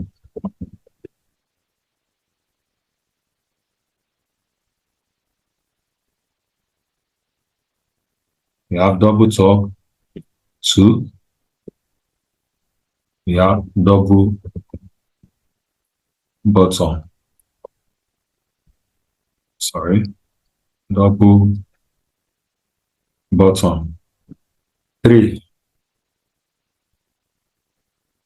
we have head and shoulder, four, we have inverse head, shoulder, inverse head and shoulder, or inverse head and shoulder. So those are the major ones that I use as a reversal, to spot that a trend is about to reverse. That is what reversal pattern does. Reversal patterns helps you to spot a reversal in the market, that this trend you are following is about to end. That's what reversal patterns does for you. And like I said, we have these four of them that I use: double top, double bottom, head and shoulder, inverse head and shoulder. At the top of the uptrend, or let me just complete them. So we have reversal patterns and we have continuation patterns. Then what are the continuation patterns that we have? The major ones. We have many of them, but the major one that I use is rectangle pattern. So this rectangle pattern is actually the only one that I use for continuation. We have many of them. We have channels, we have pennants, we have rectangle, and so on and so forth. But every other pattern, chart pattern, depends on this. Like for example, if you are using a channels now, whether rising channels or falling channel and all that. If you are using channel, for example, channels still work with double top, double bottom. Without double top, double bottom and all that, you might not be able to use channel. If time permits, I will explain that at before the end of the video. But the major pattern that I use and that you need to understand the market, and if you're able to understand these patterns that I've listed here, is going to do a lot for you in the market. Reversal patterns, this double top, double bottom, head and shoulder, inverse head and shoulder, and continuation pattern, rectangle. So now, how do you leverage on this? How do you make use of of these patterns. So for reversal patterns, you find them at the top of a trend, like this.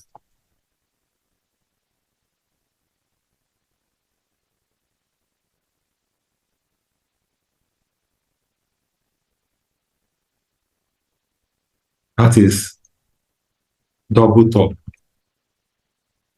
That is double top here. That is, you have the first touch here. There's my marker. Here you have a first touch, second touch at the top of a trend.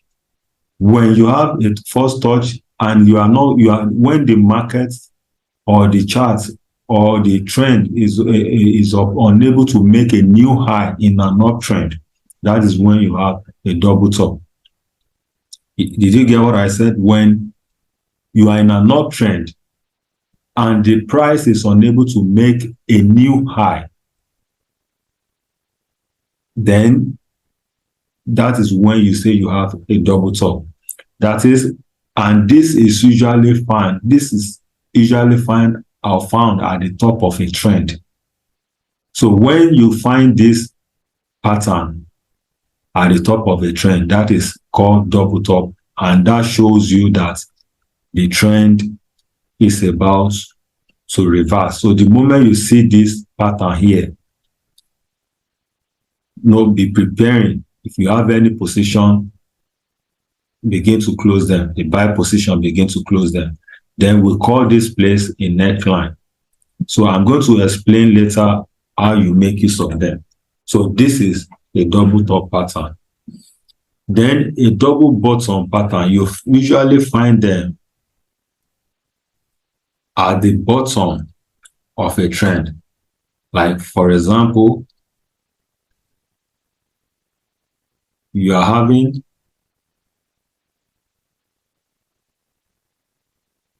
I think I should continue with this. You're having a lower high,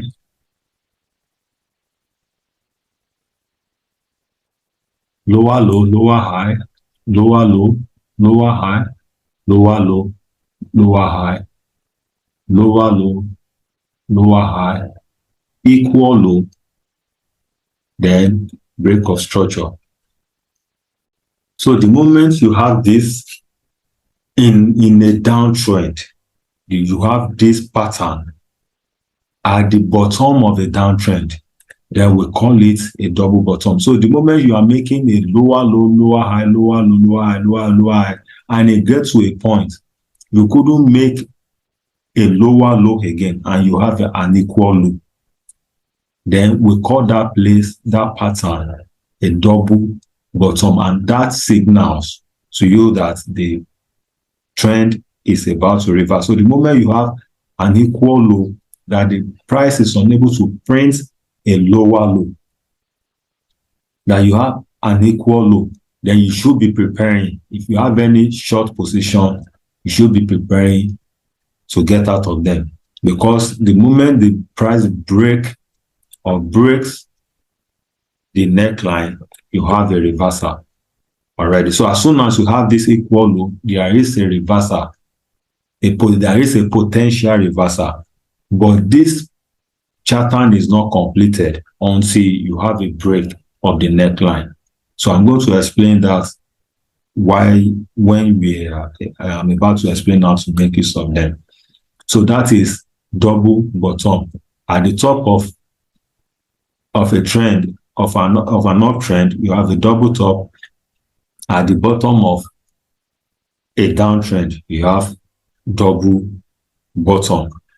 Now, the two of them, they are for, remember, I'm talking about reversal pattern, the patterns that tells you that a trend is reversing. So that is how you know that a trend is reversing, using chart pattern. So now the next one that I'm going to talk about is head and shoulder. head and shoulder. If you look at this pattern that I'm trying to draw here, in an uptrend, you have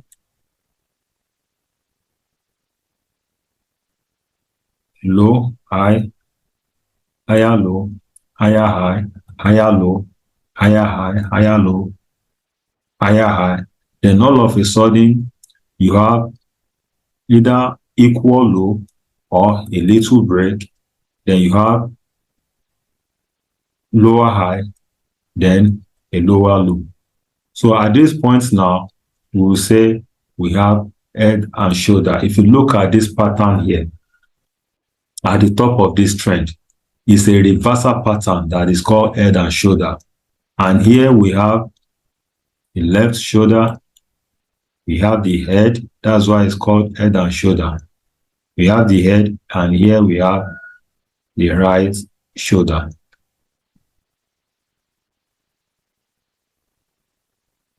So that is why it is called head and shoulder, and it's usually found at the top of an uptrend, because the moment you see this particular pattern at the top of an uptrend, then you know there is a potential reversal.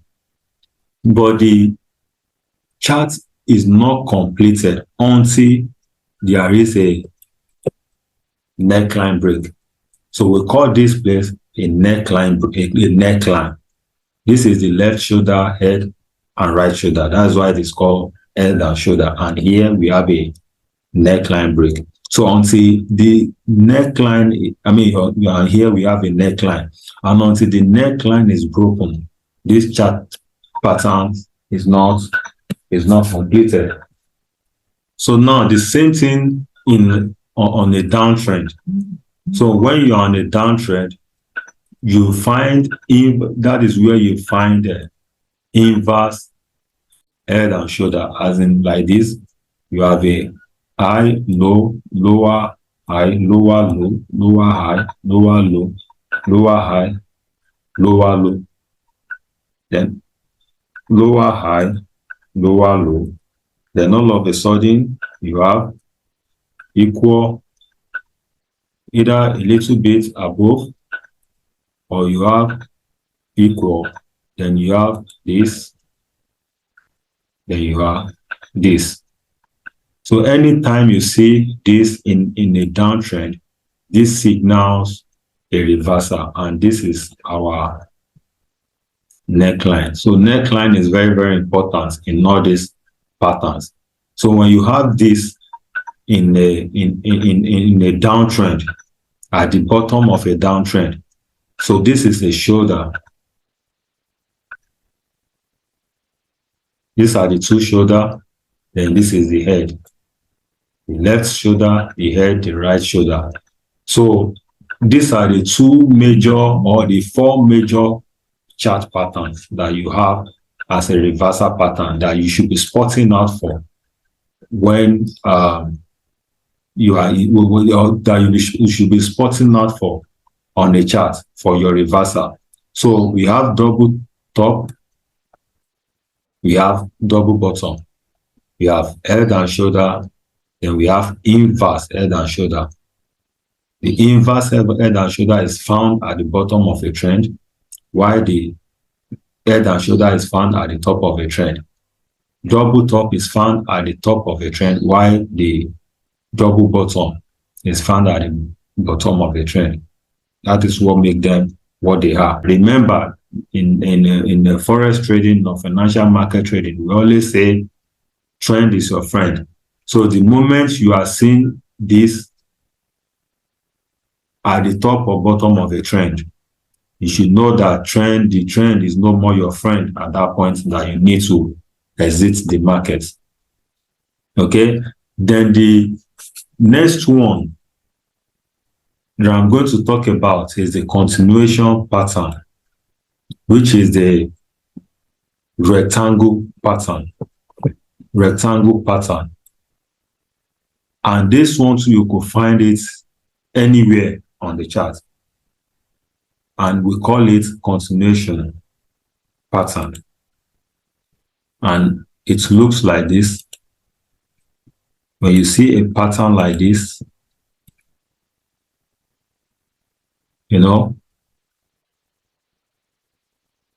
on the chart, we call this rectangle. So here you have a line.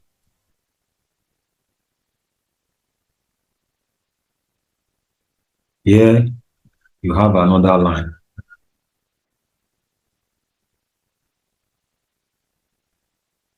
Then how do you trade this?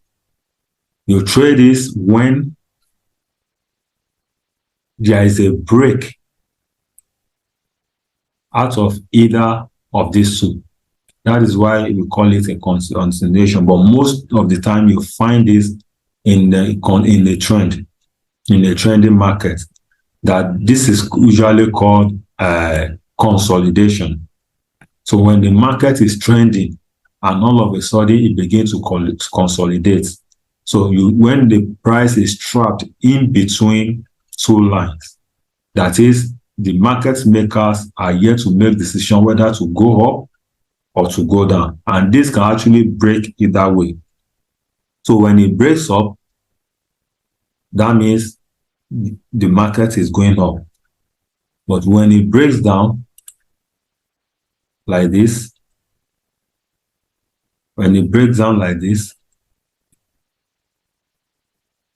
that means what happened, the market is going down.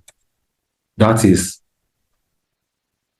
a continuation pattern, a rectangle pattern, and is a continuation pattern. You usually find this in a trending market.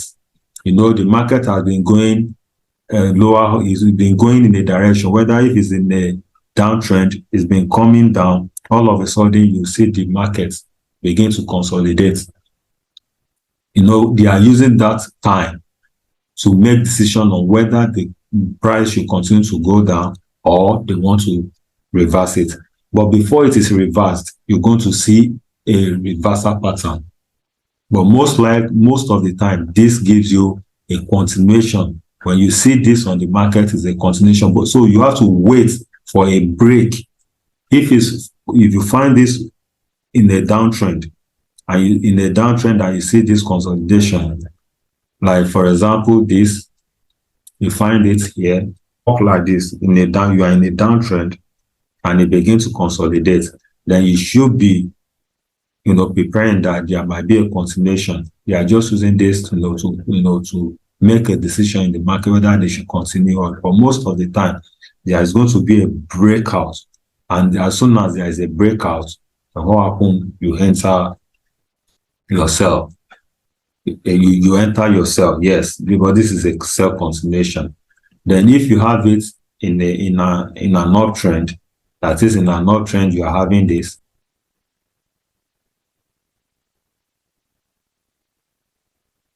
So when the price is coming, it's going in an uptrend, all of a sudden you begin to consolidate.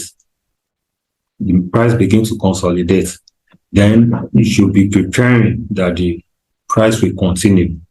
But sometimes it might reverse from there. But before it reverses, it's going to give you a reversal sign, not this rectangle sign. But when you see this rectangle sign, it shows a continuation of the price. Then what you do is you wait for a breakout. Then after a breakout, retest, then you buy. Remember, in a downtrend, consolidates, downward downtrend continuation. In an uptrend, consolidates, uptrend continuation. So that's how you leverage on all these patterns, to know when the price, to know when to buy and when to sell, to know what the price is about to do, whether there is a price continuation or there is a price reversal. So when you see a consolidation like this, then you should know what to look out for. When you see all this pattern, reversal pattern, then you should know what to look out for. Then how do you trade them? At least you're able to identify them now. This is rectangle. This is head and shoulder, inverse head and shoulder, double bottom and double top. Then how do you trade them? In an uptrend, when you see this pattern, in an uptrend, you wait for a neckline break. As soon as you have a neckline break, what do? You enter your sell. This place will be your entry, while your stop loss will be at the top here. Your entry, the moment you have a break of this neckline and close, we have this, we call this place neckline. This black line, we call it neckline. So the moment you have a break of that neckline and close, then you have your entry here, then you place your stop loss above here. The same thing in a downtrend. The moment you have your double bottom like this and the neckline here, so you wait for this neckline to break. As soon as this neckline is break and close, remember it must close. If it does not close, then you have no pattern yet. It must break before you have a pattern. The pattern does not complete. This pattern has not been completed until you have a neckline break. So as soon as you have a neckline break here, what do? You enter your sell and you put your stop loss under here. Okay? The same thing with head and shoulder. In an uptrend, the moment you sight this in an uptrend, what do? You wait for a neckline break. You've seen the left shoulder, head, right shoulder. Then you wait for a break of this neckline. Okay, the moment this neckline is broken, this is the neckline. The moment this neckline is broken and close, what do? You enter your sell position here. You put your stop loss above here. The same thing in a downtrend. The moment you are able to sight this in a downtrend, what do? You've seen the left shoulder, head, and right. You wait for a neckline break. Your neckline is here. The moment you see this neckline break and close, the candle must close above it here. If the candle does not close, that is invalid. But for it to be valid, it must close above. So the moment the candle close above this, what do? You enter your buy and you place your stop loss below this place. That is how to trade patterns. Then for the continuation, you are coming from an uptrend, from a downtrend, and you begin to see a consolidation. What do? You wait for a break. Most of the time, break to the downside. You are coming, it is a continuation coming from up. You wait for a break towards the downside. As soon as the candle breaks and closes here, you enter your sell, put your stop loss above here. You put your stop loss above here. You're coming from a downtrend. Break your entry, your stop loss. You are coming from a downtrend, from an uptrend rather. You are coming from an uptrend. You meet a rectangle. You are able to spot a rectangle pattern.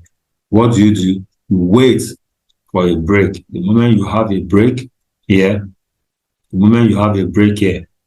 what do? You enter your buy here, your entry, then you place your stop loss below here.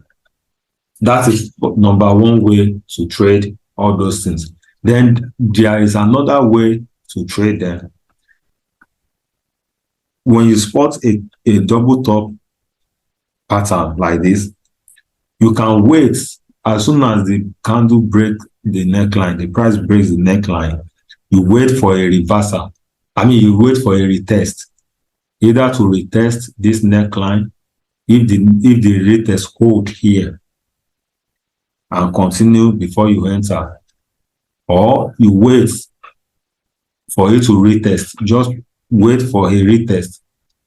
Then the moment it's retested, but breaking is very important. Break, wait for a retest. The moment it has retested, then you enter your sell, so that you'll be able to reduce your risk. The same thing in a downtrend, the moment you spot this and there is a break, wait for a retest. When you wait for a retest, it can either stop here, use this place as a resistance, or it comes to this around here. Then you enter your buy from here, you still place your stop loss below here. There is a way to trade that. So when it's retested, you wait for a bullish momentum candle. The moment you see a bullish momentum candle, you enter your buy, place your stop loss, and that helps you to reduce your risk. The same thing here, you see a candle break, wait for a retest. The moment you see a bearish momentum candle, enter your sell, place your stop loss, and with that you're able to reduce your risk. The same thing for the head and shoulder. After a break, you wait for a retest. Instead of you entering immediately and you place your stop loss there, you reduce your risk by allowing it to retrace. The moment it retraces and you see a bearish momentum candle, you enter, you place your stop loss here. The same thing here. After a break, allow it to retrace back. Then after you see a momentum candle, a bullish momentum candle, what do? You enter your buy and place your stop loss here. So with that, you are able to reduce your risk. Because, like for example, this one, if you enter here as soon as there is a break here, if you're having 50 pips here, 50 pips stop loss here. But when you allow it to retrace to like half here or to wherever you say bearish momentum candle, it might have reduced to 20 pips, it might have reduced to 30 or 15 pips. So that is just the essence of that. Then for this rectangle as well, what do? As soon as you see a break, like I said, you enter, but you can allow it to retrace as well. Retrace back to this level to use this place as resistance. As support, as resistance, yes. Or it retraces back into this place. Then after some bearish activities here, you enter, you place your stop loss, and with that, you're able to reduce your risk. The same thing here, coming from you are in an uptrend, you meet a consolidation. After a break, instead of you to jump in immediately that you have a higher risk, you can allow it to retrace. Then after it has retraced, either use this place as a support or retrace back inside this place and you see some bullish momentum here. You jump in. With that, you're able to reduce your risk. So that is how to trade patterns. We have seen the reversal patterns and we have seen the continuation pattern. So now let's go to the charts to cite some examples of these patterns. Like the first one that you're going to see here is, this is it. So if you are like this now, Euro USD is about to fall with this pattern that I'm seeing on the chart right now. What do you see here? Double top in an uptrend. Is this not an uptrend? You see a double top. This is an uptrend. Okay, a double top, a neckline. This shows that the price Euro USD is about to fall. So this market is going to fall because it has broken the neckline, and you can see that it's dropping already. You can see that it's dropping already. Then, if you look at this one again, this is another double top, still in an uptrend, and this is your neckline. What happened? After the neckline break, you can see the fall here, from here to here, 82 pips. You see it, where did you see it? At the top of an uptrend. That is double top. Now let's go and look for double bottom. Double bottom. Look for double bottom example. Where do we locate double bottom? We locate it at the bottom of a trend. We locate it at the bottom of a trend. Like this one now, this is a double bottom. We are coming from uptrend from here, or let me look for another better one that better explains it. Like, for example, this is an head and shoulder. We are coming from a downtrend. At the bottom of the trend, you have your left shoulder here. You have your right shoulder here. You have your head here. And this is your neckline. And you can see after a break, what happened? Price move up.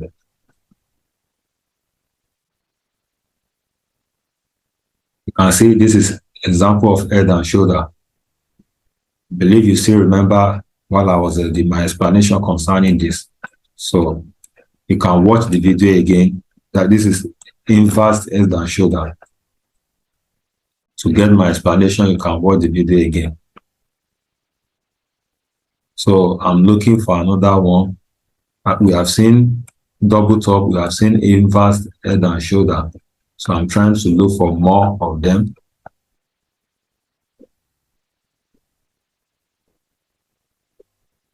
Trying to look for more.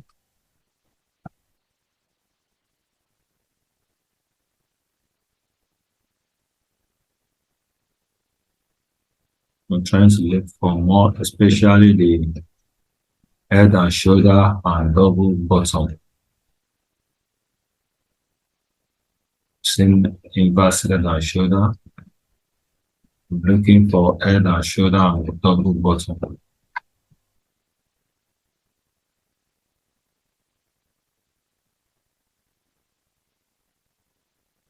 Now, this is an example of a double bottom.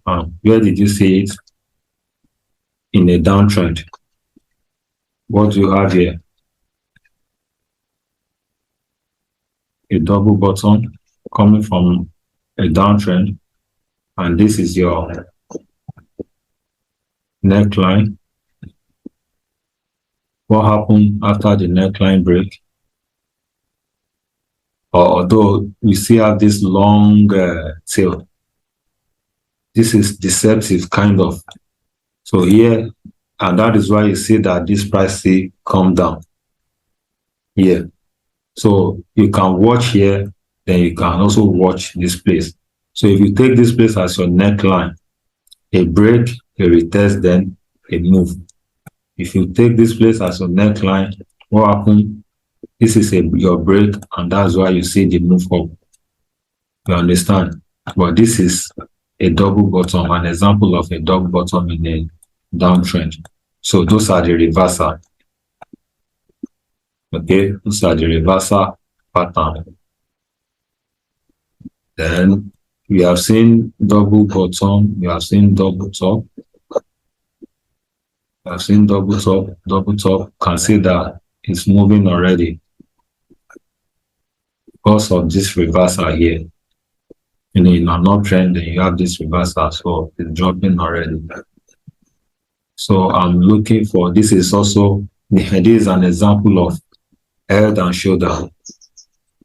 You have the left shoulder, the head, and the right shoulder. Then this becomes your neckline, although sometimes neckline could be bent like this. So this is your neckline. So as soon as you have a break, what happens? Your entry, your stop loss. You understand? So your entry, your stop loss, and the price begin to drop. So that is, you've seen a reversal, you've seen head and shoulder, you've seen double top, then we've seen double bottom. We've seen double bottom. Okay, then we have also seen inverse head and shoulder.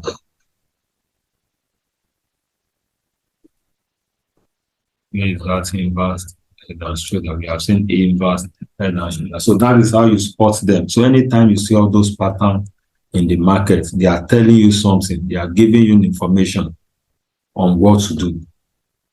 So now let us look out for a continuation pattern. Now a continuation pattern. a continuation pattern. That one usually a continuation pattern like this one now in a downtrend. What happened here? You have a consolidation here. You can see that the price is not making a new high or low from here until there is a break. You can see from here, no new high, no, until there was a break here. This is an example of a rectangle. Can't you see that is in the rectangle now?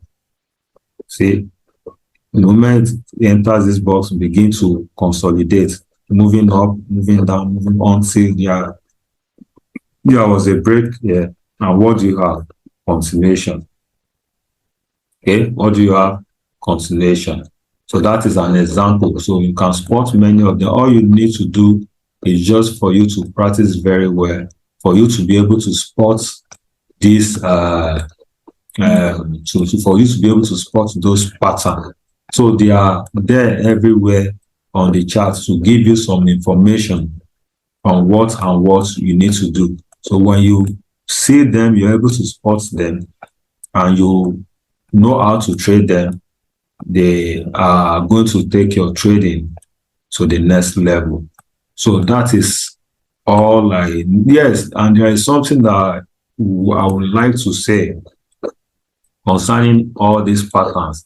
Remember, I said something about knowing the difference between when you have a pattern or when you have a support, because many people,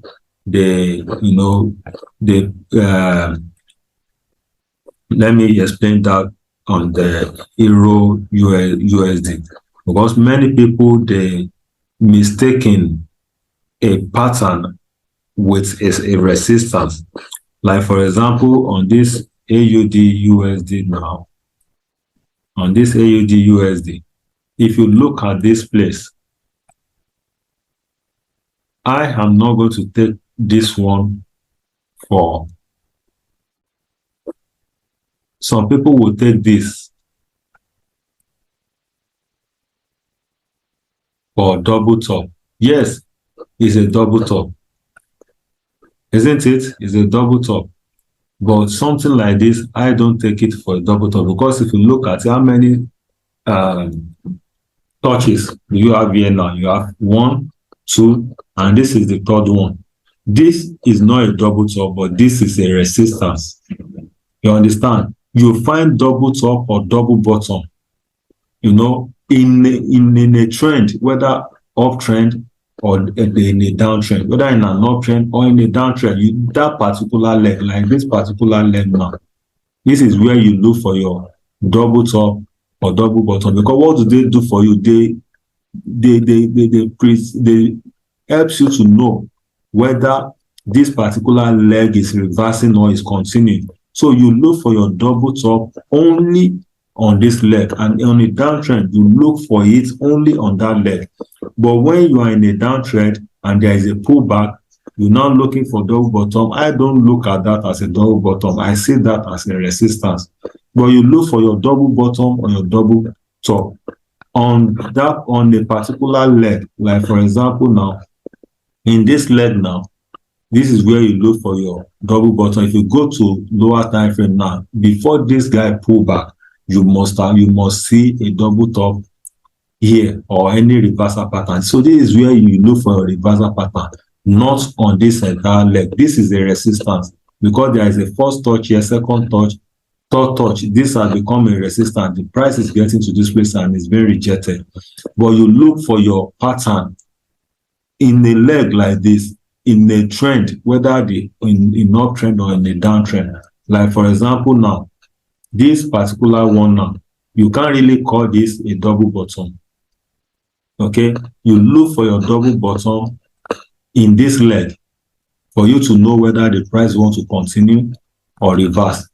You understand? But for you to now take this together, yes, it's a double bottom, but I see this more of support than a double bottom. You understand? But you look for your double bottom. Well, this is coming down. If you go to the lower time frame now, you will see that this is a trend. at the bottom of the trend, this is where you look for your double bottom, not this entire leg here. This is a support line, a support zone. You look for your double bottom at this leg here, at this bottom here, on this leg, to know whether this price is reversing here or continuing. You look for your double top at this leg, this uptrend here, to know whether this price will reverse here or continue, not on this entire zone. This is a support zone. While you look for your double bottom, remember we say this chart pattern, they are for reversal or continuation. For you to know whether this trend is reversing, that is when you need to look out for your double bottom here to know whether this trend wants to reverse or wants to continue, not on this end. This is a support. You look for your double bottom from here. I believe I've been able to explain this to you, and if you have any question, you can please drop it in the comment below, then I'm going to respond to you. And if you have not subscribed to this channel, please do now, so that as soon as I upload the next educational video, you'll be able to get notification. Thank you.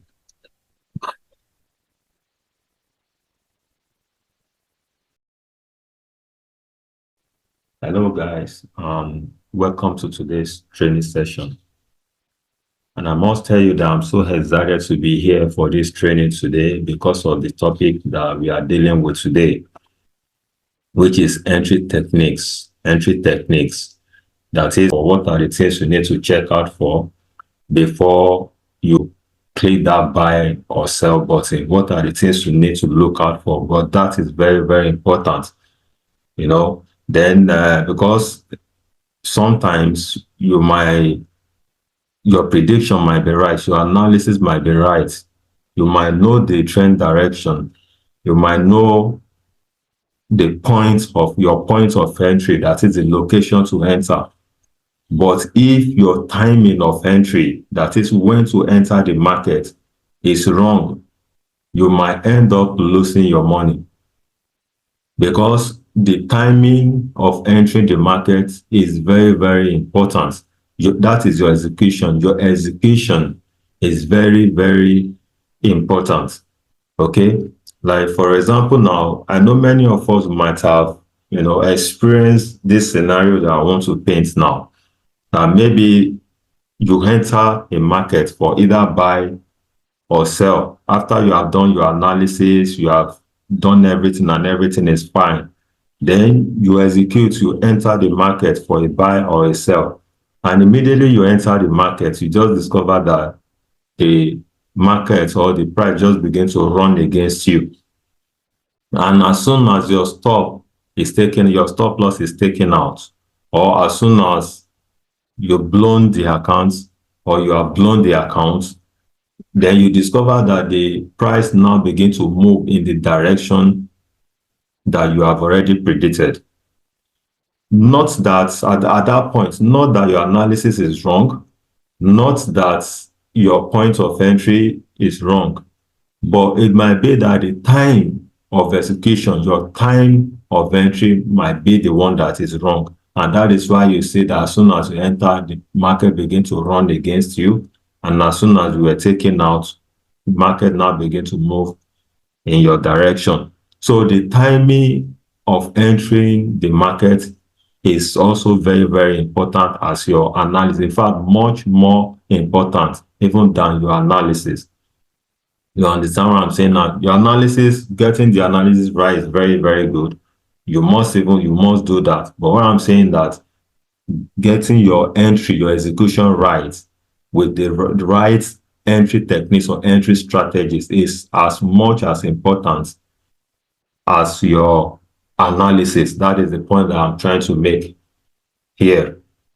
So now, what are the entry techniques that we need to look at, or what are the entry strategies that we want to look at today? There are three major entry strategies that we're going to look at today, and those are the ones that I use. So those are the ones that I'll be looking at today. And number one of them is candle pattern strategy. That is the first one that we're going to look at. So we're going to look at 3 of them. The first one is candle pattern strategy. Then the second one is chart pattern strategy.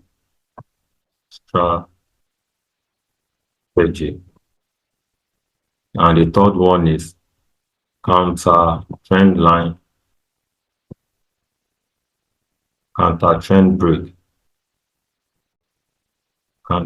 line break strategy. So these are the 3 entry strategies that I usually use. So the candle pattern strategy, the chart pattern strategy, the counter trend line break strategy. So when you are looking at candle pattern strategy, that is when you are at the location at the point of entry, the area of your interest. Like for example, now maybe the market is making, let me use this. The market is making, from your analysis, you discover that you are on a downtrend. It's making lower high, lower low, lower high, lower low, lower high, lower low. Then you now discover that, okay, at this point, I want to enter the market at this particular point. I'm just using this as an example. So if your analysis have told you that, okay, this is the point where you want to sell, in a downtrend, you look for sell opportunity. In an uptrend, you look for buy opportunities. So now this is a downtrend now. Your analysis have shown to you that at this point, you are to sell. Yes, your analysis is correct. You are to sell at this point, fine.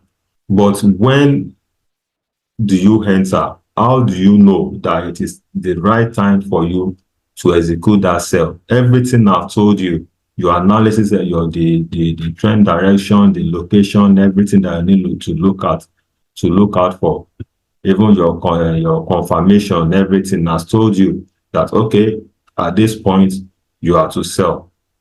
Then you still need an entry strategy for you to be able to click that sell button. Now, and that is what we'll be looking at today. And the first one that I want to talk about now is the candle pattern. So now we have a lot of candle pattern, that we can use. But there are 2 major ones that I use. Those are the ones that I usually look out for in the market. There are so many of them. We have hammer, we have inverted hammer, we have engulfing, bullish engulfing, we have bearish engulfing, we have inside bar, we have dragonfly, we have doji, we have evening star, morning star, arami, a lot of them, so many of them. Bro, I'm going to be looking at just 2 in this training, which is the pin bar and engulfing. So now at this level, when you get to your level, your point of entry or your point of interest, let me call it that way, after you have been making you have been having a swing, low swing, high swing, low swing, and so on and so forth. Then you have your location where you want to enter the market. Then you will now wait. If you want to use a candle pattern strategy, you wait at that your location. This is my location now. In a downtrend, you look for a resistance. You sell at a resistance. That is, you sell high, you buy low. That is just the principle behind the financial market trading, whether you trade in forex, stock, commodities, and so on and so forth. You buy low, you sell high. You sell at the resistance while you buy at a support, or you sell at a supply while you buy at a demand. So now, let's assume this is our supply or this is our resistance, and I want to sell here. So you now need an entry strategy for you to be able to do this. And what is the strategy that you need to use? So when my price get back to this resistance and I want to sell, I won't click sell immediately as soon as my price gets to this level. I'm not going to sell immediately. So I will look out for candle pattern. I need the candle pattern here that will show to me, or that will confirm to me that truly this price is about to go down. You know, on the charts, there are so many information that the chart is giving you that will make you, that you will use to determine your buy or sell, your sell decision. You don't just click buy, you don't just click sell. You understand? So you need to look out for information. So at this point now, at this level now, where my analysis has shown to me to sell. So I will now wait for a candle formation there before I could sell this particular asset. So now, what is the first candle that I always look at here? The first candle that I look at here is, which we're going to look at today, is pin bar. You understand? Call it pin bar. It might be any of this pin bar family. You understand? So call it pin bar. So, and how do I use that? Let's assume this is my candle now. At this level, I want to see something like this. So this is an example of a pin bar, a bearish pin bar. Okay, so you can go and look out for many of them. If you go to Google, you can look for the example of all those candles that I'm talking about. But like the strategy that I used and that I want to teach here now. So the first thing I look out for is pin bar. This pin bar, the information it's trying to give you here is that after the price has broken this level and use this place as resistance, okay, move away. After retesting this place, what you need to be looking out for as a resistance is a rejection. With the buyer, you know, buyers are coming. They are coming up here now. From what I just draw here now, the buyers are coming up here. So when they get to this level, will they be able to break up and continue to buy, or will the sellers that are waiting here reject the price? Those are the two things. So at this level, you will wait for the reaction of the price. What will the price, what will the market say? What is the reading, the tunes of the market? That you don't just buy. So you need to wait for what the market will say here. So when the price gets to this particular location now, this particular resistance, you need to wait. Okay, will the buyer continue, or will the sellers take over? So when you now see this particular candle pattern, then what this chart is telling you when you say this is that the sellers have taken over. That means the sellers have rejected the price from here. The price has been rejected here and the sellers has taken over. So when you see this particular candle formation at your resistance, then you don't need to waste any time. You know you have to sell, that this market is going to sell. But if you have not seen this and your price, the price is at this resistance, don't say because the price is at the resistance that it's going to be sold. No, it doesn't work that way. You need to wait for a confirmation. And one of the confirmation that you are looking at, you are seeing here, is this pin bar, which is a rejection. Okay, so that is one of the entry strategy that you can use. You understand? And we have many of these pin bar. It might be an hammer, it might be an inverted hammer, it might be a shooting star. A shooting star that I've been trying to remember since. It might be a shooting star. You understand? So we have many of all those pin bars. But either a pin bar, either a shooting star, an hammer, or whatever it is. So what you need to concentrate on is the tail. Does he have a long tail? The moment you see a candle, a bearish candle at a level at a resistance with a long tail, that shows a rejection. So what you just need to do is wait for this candle to close, then wait for the next bearish candle, to open, then you enter. And there are two ways you can do that. Number one is you can, as soon as this closes, at the opening of the next candle, you can do what? You can jump in. You can jump in at the opening of the next candle like this. You can jump in. Excuse me.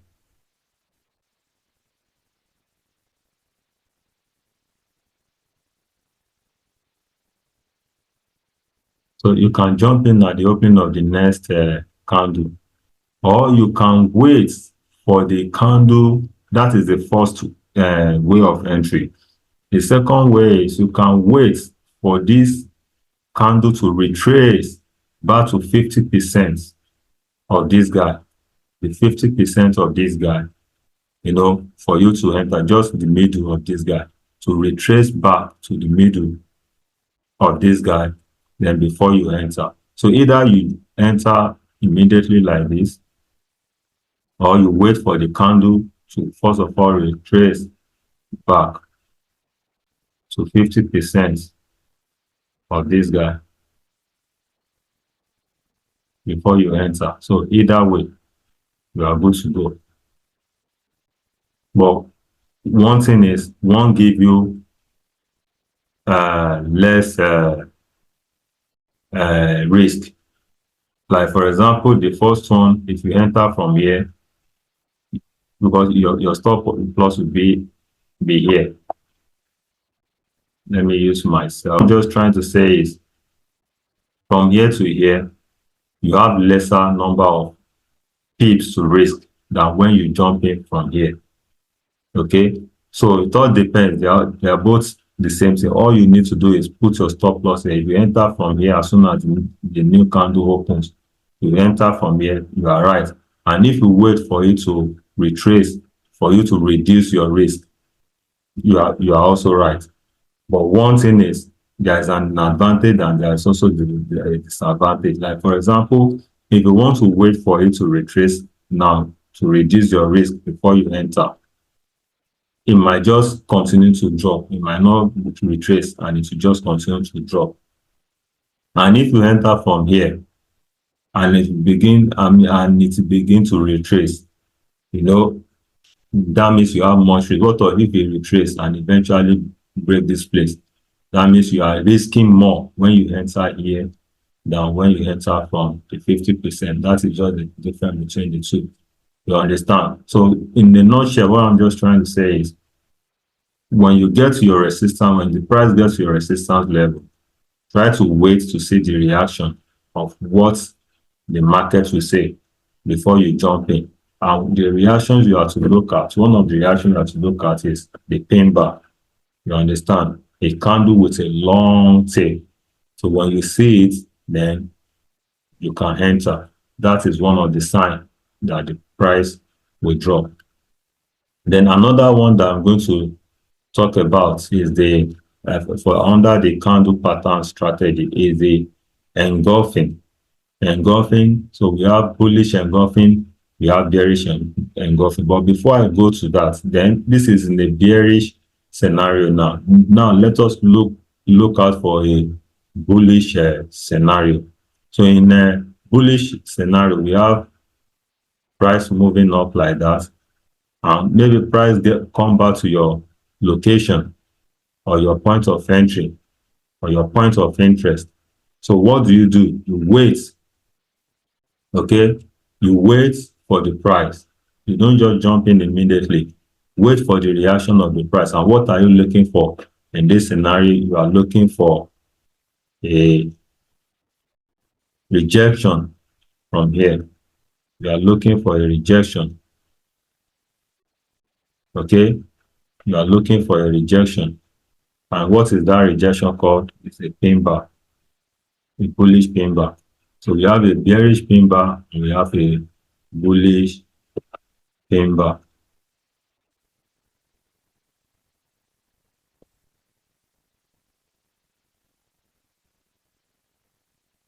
So we have a bearish pin bar and we also have a bullish pin bar. So this is a bearish pin bar we have seen here. This is a bullish pin bar. So on your support, you notice as you are going up the trend, you're having high, low, higher, high, higher, low, higher, high, higher, low, higher, high, higher, low. So at this support on resistance now, so when you see this, this is a location, this is your point of interest according to your analysis. So now you want to enter. You will not enter until you see a sign that will show you that, okay, it is time for you to enter. That is when the timing of your execution, okay, it is now the time for you to click your buy or sell button. So you wait for this. When you see a rejection like this, a pin bar candle, a candle with a long tail, it shows that when the sellers are coming, this is a retracement. When the seller got here, they try to break here, but the buyers that are here, they are much more than the seller, and they are able to do what? They are able to reject the price. So when you see this at a level in the market, at your point of interest in the market, what is telling you is that the buyer are taking over. Then what can you do? You just go ahead and do your buy. You understand? Just like what happened here. You can, buy immediately. You can buy immediately as soon as the new candle opens, or you wait for a retracement back to 50% of this candle, back to 50% of this candle before you do what? Before you sell. Before you buy. So either way, you are good to go. Then your stop loss here,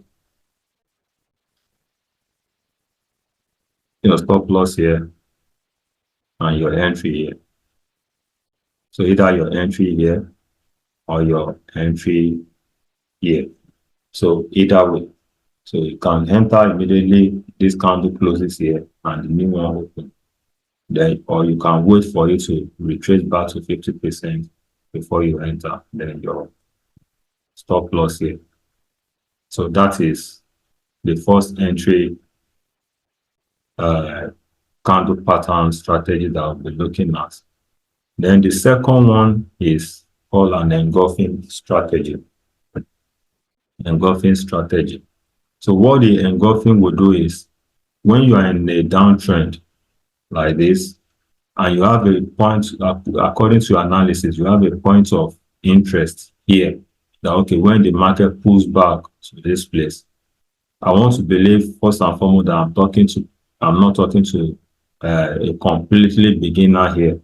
So you understand when I say a downtrend, you understand when I say an uptrend. I want to believe you know that. If you don't know that, go and watch my video on market structure. That one will give you a better understanding of what I'm talking about. So here, when you're in a downtrend and you have your point of interest here, okay? So for you to buy, to sell from here, you will wait for the market to then tell you that, okay, I am ready to begin my down move.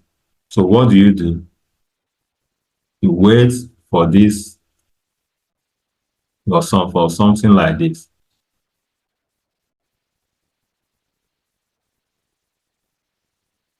This is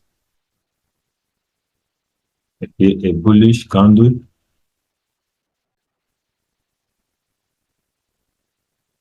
And this will be a bearish candle. That is an engulfing. An engulfing candle is a candle that has a bearish engulfing candle is a candle that have a small bullish candle followed by a big bearish candle. A small bullish candle followed by a big bearish candle. That is, the bigger candle must completely engulf the small one. So in the bearish scenario, this red candle must completely engulf this green candle in body and in wick. Both in body and in wick. You understand what I'm saying? Both in body and the wick. It must completely engulf.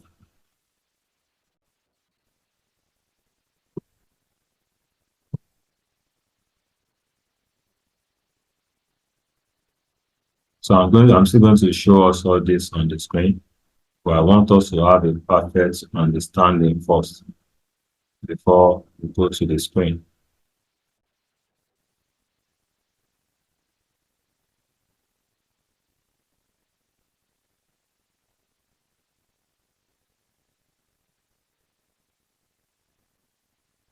So this is a perfect example of an engulfing.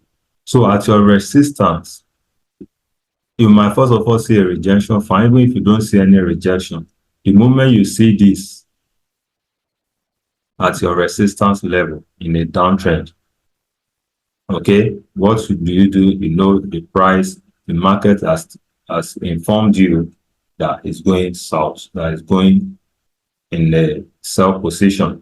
So as soon as you see this, you can just do what? Jump into the market. As soon as this candle closes, this bearish candle closes, that's form an engulfing to show you that it wants to sell. So as an aggressive trader, you can do, there are two ways you can enter this market. The first one is immediately this candle closes, you jump in, okay, and you put your stop loss here, your entry here, your stop loss here. You understand? Then the conservative entry, you might wait for a retest. Okay, you might wait for a retest of this candle. That is a retest of this candle, maybe like something like this. Excuse me. You might wait for something like this to happen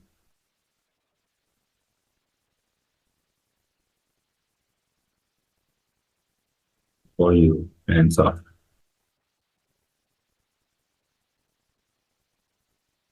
So after a retest of this candle, then as soon as this candle closes, you can jump in. So far, this candle did not close above this bearish engulfing. But the moment it closes above this bearish engulfing, that is invalid. But so far, the close of this candle is not above, is still within this bearish candle. Then you can jump in, then the price will begin to drop. So that is for the bearish engulfing. For the bullish one, your price is going up the trend, higher high, higher low, higher high, higher low, higher high, higher low, higher high, higher low.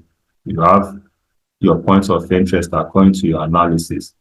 What you do is wait for a bearish candle like this, okay, to form, a bearish candle to form.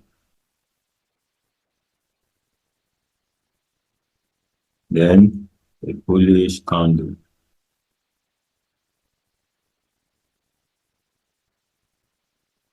That will completely engulf the bearish. That will completely engulf the bearish, both in body and in wick. It's just the opposite of the bearish, both in body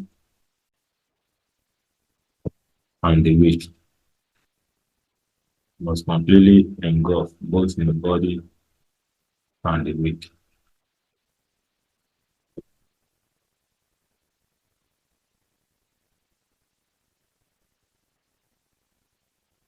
So it must completely engulf the red candle both in body and the wick. So this is the engulfing now. So as soon as you see this on your support level, the next thing is you can either wait for a retracement back to this, in the middle of this place, then take your buy, or you buy immediately. The difference between the two, as I explained the other time, is your risk. If you enter immediately as soon as this one closes, you are taking more risk than when you allow it to retrace.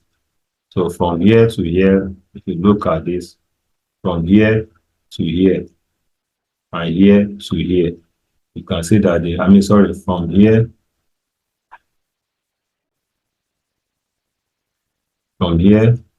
to here, you can see that you are taking higher risk than from here to here, where your stop loss is. You understand? So that is just the difference between the two entry.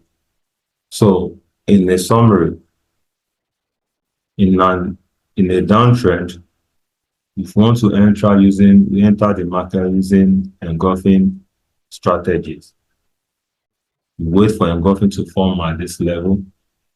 You might enter immediately, or you wait for a retrace before you enter. In an uptrend, when you see a bullish engulfing, it's a signal to you that the market will continue to go up right from here. The same thing with pin bar. When you see pin bar here at your resistance, it's an indication that the market will sell. When you see a pin bar at your point of interest, at your support in an uptrend, it's an indication that the price will buy. So that is the first strategy that you can use,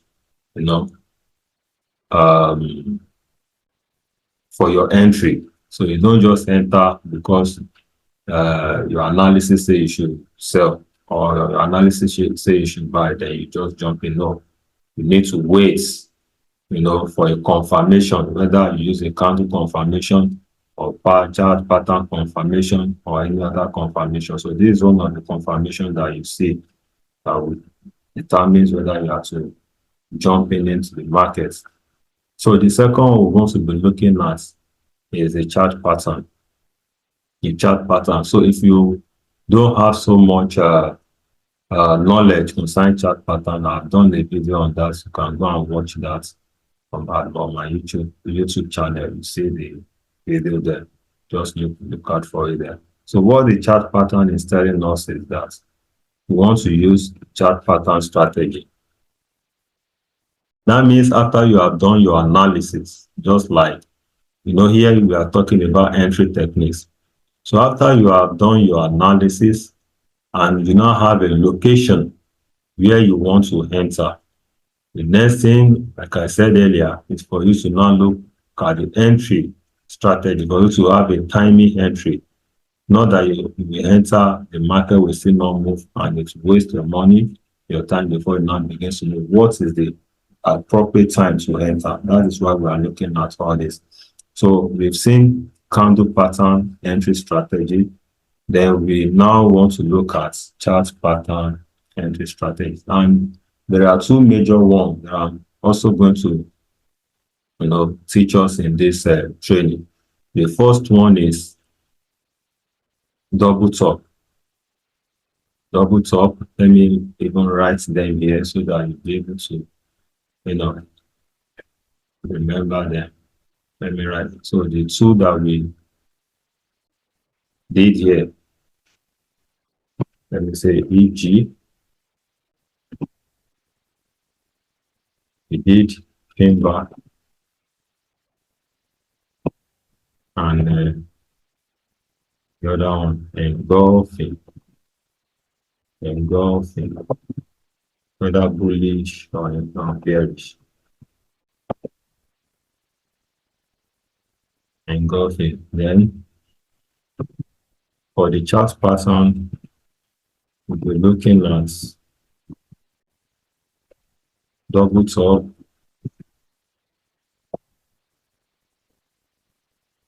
bottom, head and shoulder.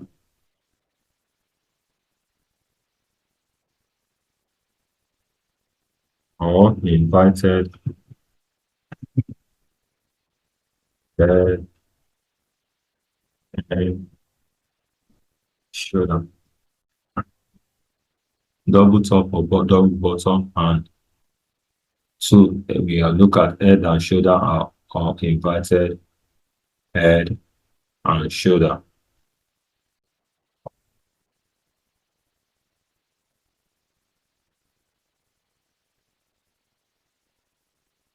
So those are the two that we'll be looking at here. Now, number one, which is double top and double bottom. How do you use double top? How do you use double bottom? You use double bottom for your entry, when you are in a downtrend. As the price is moving down like this, and according to your analysis, that they are clearly in the downtrend, and you now have a point of interest for you to enter the market, which is your resistance level here. The market has made a down move, and it has pulled back to your resistance, and you want to enter. That is your point of entry. But now, how do you enter? Using pattern. So as soon as your price gets to this place, to this your point of interest, what do? You now be looking for a pattern.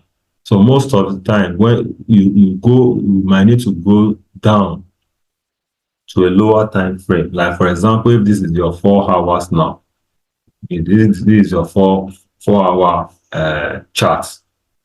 As soon as your 4-hour candle gets to this location, you can now go down to maybe 1 hour or 15 minutes to go and identify or look out for the pattern at this point. I'm not saying at this entire level. I mean, at this point, this last candle, if this market is going to drop from here, you will see a pattern at this leg, at this particular leg, in your lower time frame. You will see a pattern there. So all you need to do is go down to the smaller time frame, go and look out for pattern.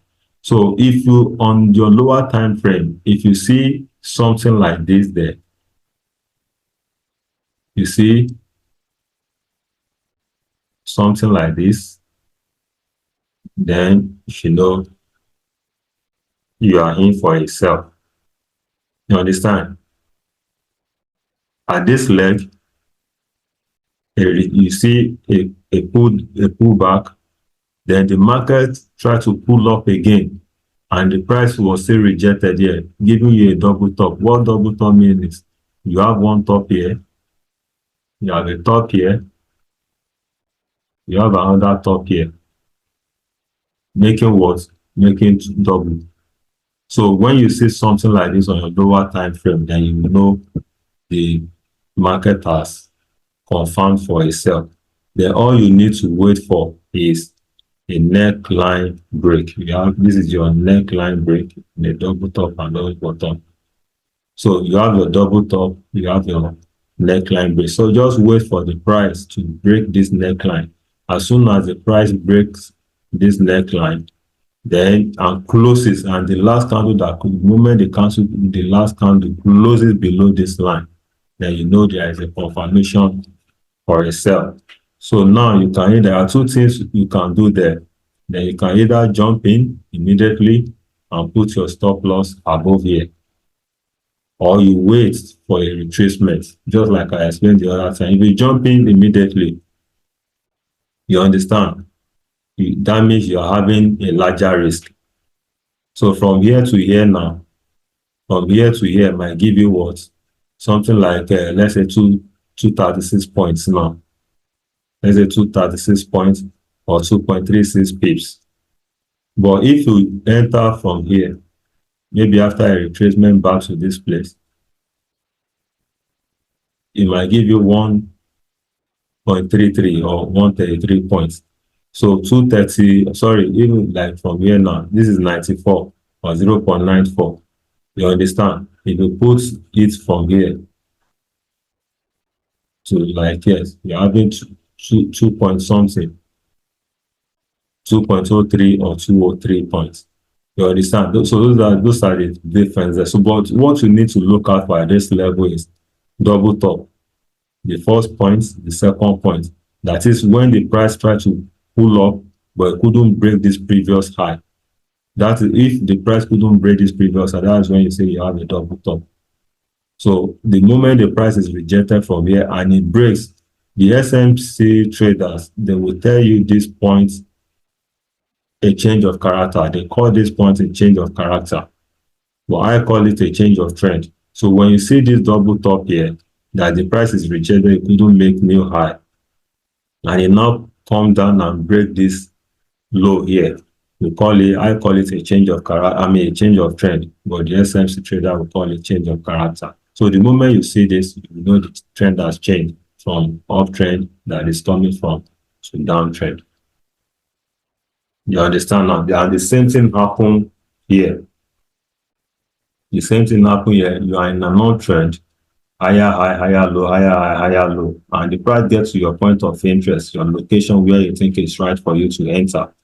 What do you look out for? If you want to use chart pattern strategy now, what do you look out for? You look out for double bottom, double top. You look for double top in a downtrend at your resistance, but you look for double bottom in an uptrend and at your support. So this is your support now. What we'll be looking out for here is double bottom. So the moment you see this guy now, this is a double bottom. That is, the price will not make new low. It couldn't break this low. This is a low here now. It couldn't break. Notice is a trend coming down. You're going to see them clearly on the chart now very soon. This is a trend coming down like this. Now it's not coming down straight like this. Definitely it should be making a higher high, higher low, higher high, higher low as it's coming down. Something like this. It should be coming like this. So the moment it goes to this place, it couldn't make a new low. That means it couldn't make a new low and then pull back, something like this. That means you have double bottom. Okay, then this will be your neckline. So the moment price breaks this neckline and then retests from here, either to here or below. So most times it's good for you to wait for a retest. After a retest, then you can now join the buy. But the moment you see this pattern, a double bottom, a neckline break, then you know the direction of the market has changed. All you need to be looking out for is buy now, no more selling. If you have been selling from here down to this place, you stop your selling from here, then you need to look for a buy. So this is double top, neckline break, double bottom, neckline break. Then around here, you look for your entry. Or as soon as the candle closes above this neckline, you can jump in an aggressive trader, but your stop loss will be down here. That means you are taking an higher risk or more risk. But if you're a conservative trader, you let it pull back, either pull back to this neckline or even pull back below. And you can use your Fibonacci, your Fibonacci to confirm where it's pulling back to. So if it pulls back to 61.8, then you can take it from there. So all you need to do is wait for your chart pattern at this level to form, neckline break, retrace, then you join. So that is all that you need to do from that. Okay, that is all you need to do at that point. So I believe you understand the double top and the double bottom now. And if you don't understand what I'm saying, go and watch my video on chart pattern. It will give you better explanation. Then the second one that I want us to look at is head and shoulder pattern. Head and shoulder. It takes the same form, but the only difference between the two of them is just the pattern. As I call this one double top and double bottom. That means for head and shoulder at this level, you might see something like this. When the price gets to this place, let me clean up this one.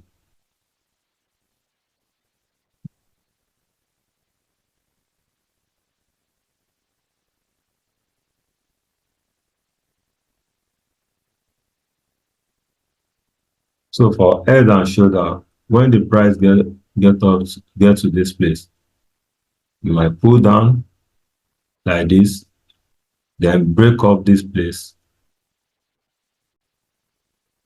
pull down again, and then come down again, then come to this place, then before coming down.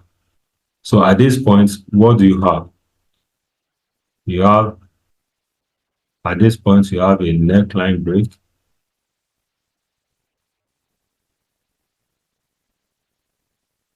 Okay, this is your neckline for head and shoulder. This is your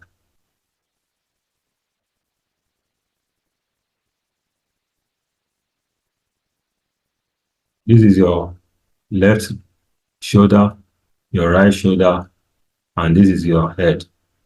That is why we call it head and shoulder. So the moment you see this chart pattern, you see this pattern at your point of interest or at your location or at a resistance in a downtrend, the moment you see this, then you know you are to sell, that the price has confirmed sell. So either you are using candle pattern or chart pattern, you must wait for something to give you. You don't just buy or sell at this point. You might thinking this place is going to hold, and it will not. It will just continue to buy. So that is why you need to wait for the reaction on what is going to happen here.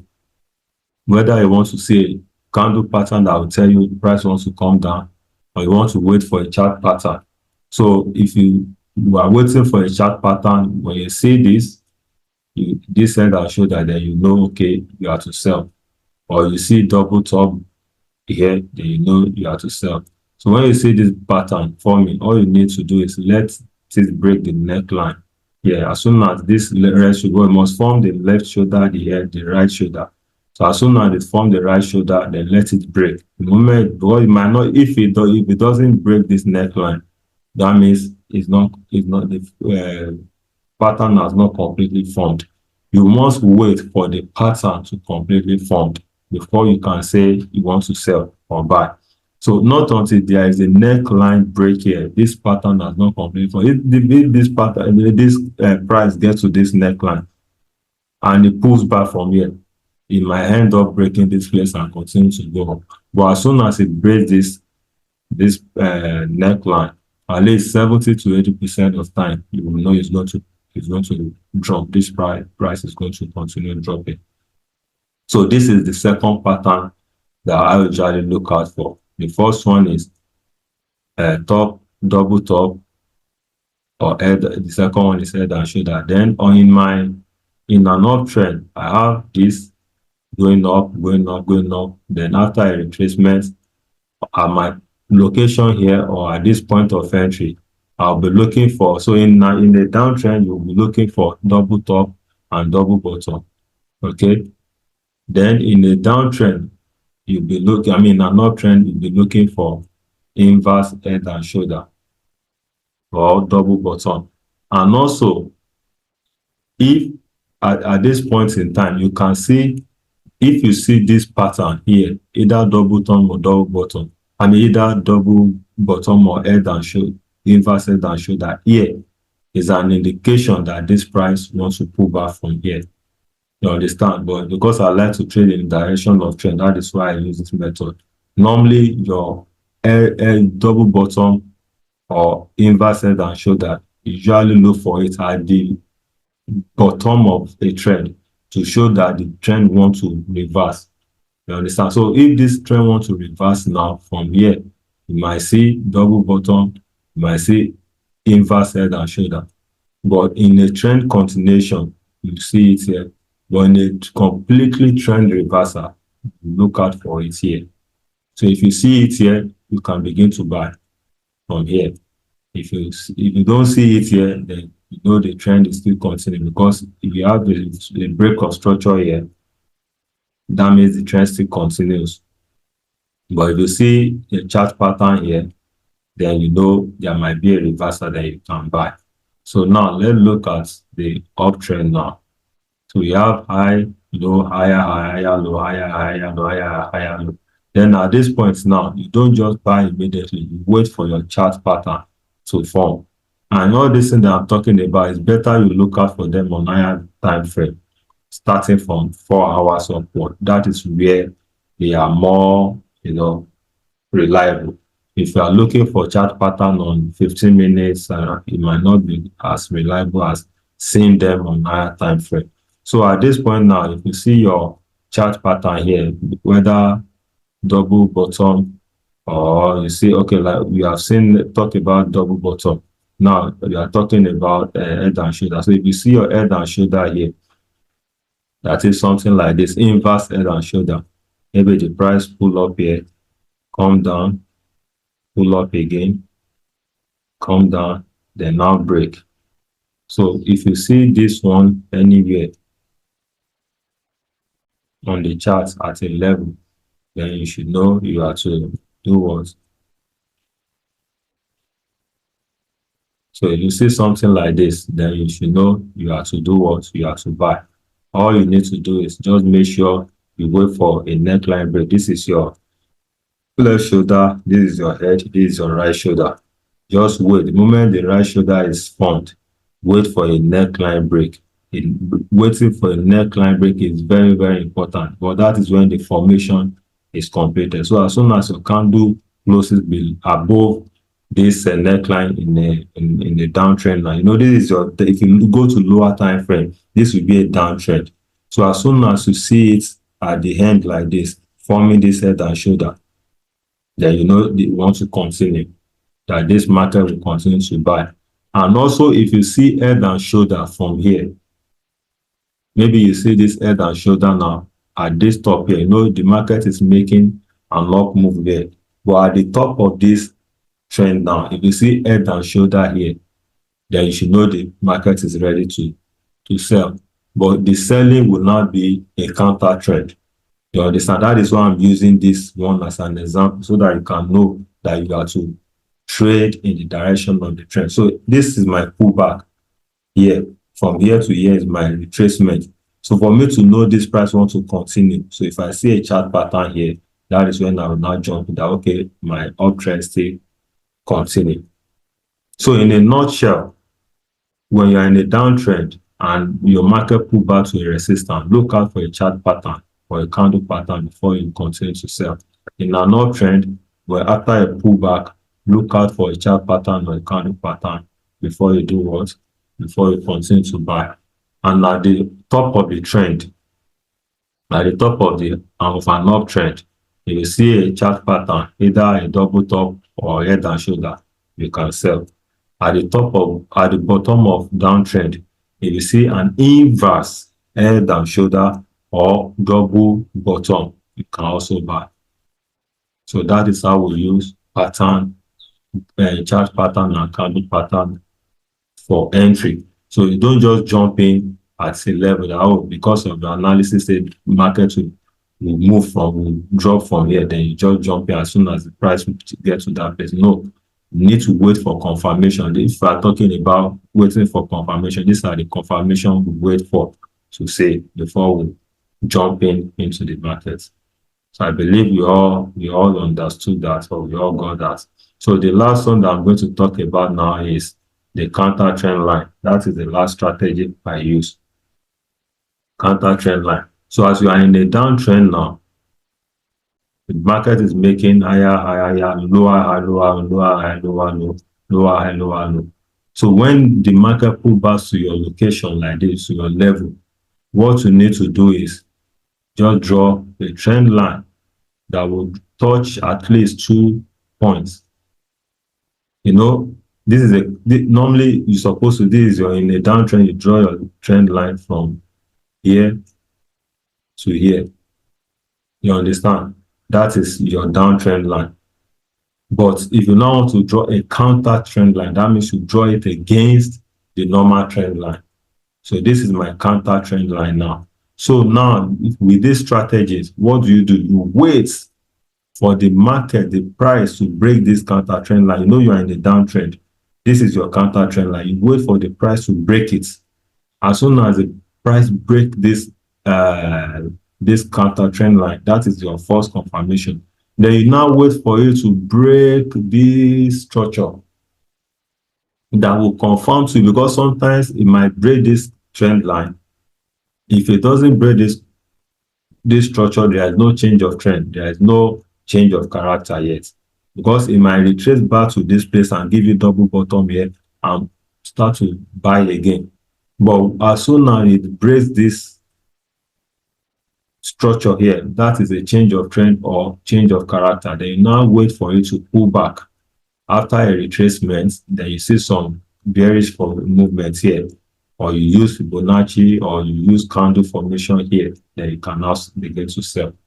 But the first thing you need to look out for is for this counter trend line strategy, let your price break this trend line first.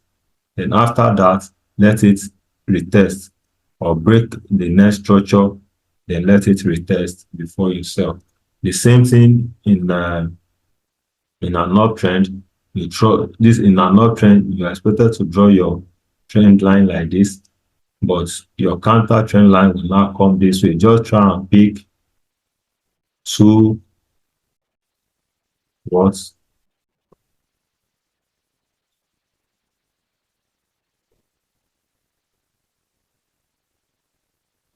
Just try and pick two dots. The moment you are able to connect two dots, then wait for the price.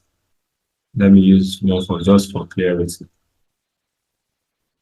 So the moment you are able to break, normally it's supposed to be here, but this is where the trend change.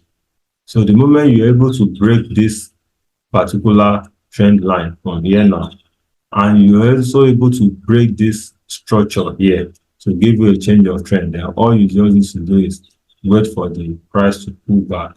Then what will you do? The moment it breaks that trend line and break the structure, that means the trend has changed. And just wait for a pullback, then move forecast for a candle formation here, or use Fibonnacci for your 61.8 or 50%. Then you just do what? You just buy from there. So those are the entry strategies that I want us to look at today. So I've talked about candle pattern strategies. When you look out for candle pattern, e.g. pin or engulfing at your location before you enter for buy or sell. I talk about the chart pattern, and I talk about the double top or double bottom and head and shoulder, inverted head and shoulder. That is, you must see all those patterns at this your location before you make your conclude on your buy or sell decision, before you play that buy or sell. Then we talk about counter trend line break, where you make sure the price first of all break the counter trend line, break the structure, then retrace before you now sell or before you now buy. So now let us go over to the charts while we look at some of those patterns that we have been talking about since, and now we can use them for our entry on the live charts. So like for example now, we look at this AUD USD 4 hours charts. Let's try and identify some of these things that I've talked about. See, currently the first one that I'm going to show you is this. I was on this trade, when the price, dropped up to this place. I was actually sleeping that time. I said, thank God I set my first take profits to this place. Then my second take profits to this particular line here. But unfortunately, I was sleeping. It happens in the night. So when the price got to this place from here to here, actually gave me the first TP here and pulled down to this. But by the time I wake up, the price has come back sharply. The price has come back sharply to this point here. So I was just waiting whether this price will go down again and all that. But unfortunately, it ended up closing with this long tail as this pin bar. So immediately I saw that, I know something is going to happen. But because of that's why psychology is very, very important, that your right state of mind is important when you are trading. But because of that pain, this price has dropped to this place. No, let's see whether it will come back. I refuse to close. If I had known, I would have closed the stuff in profits for me. At least it has given me, I have 3 positions open on this. I put one here, one TP here. Then the remaining 2, I plan to close them on this line. But the one of them has closed in profit here. But the two, I was hoping that the price will come back down, but unfortunately, the price just closed with this pin bar. So immediately I saw this pin bar, I know this thing is going to reverse. Because not only did I have pin back here, this is like a possible double bottom. This is a low here. It broke this, but it did not close down. As not until it closed, the price, this candle closed below this place. We can't call this place a continuation, but since it did not close below, the price closed below this, so we can call this one a double bottom.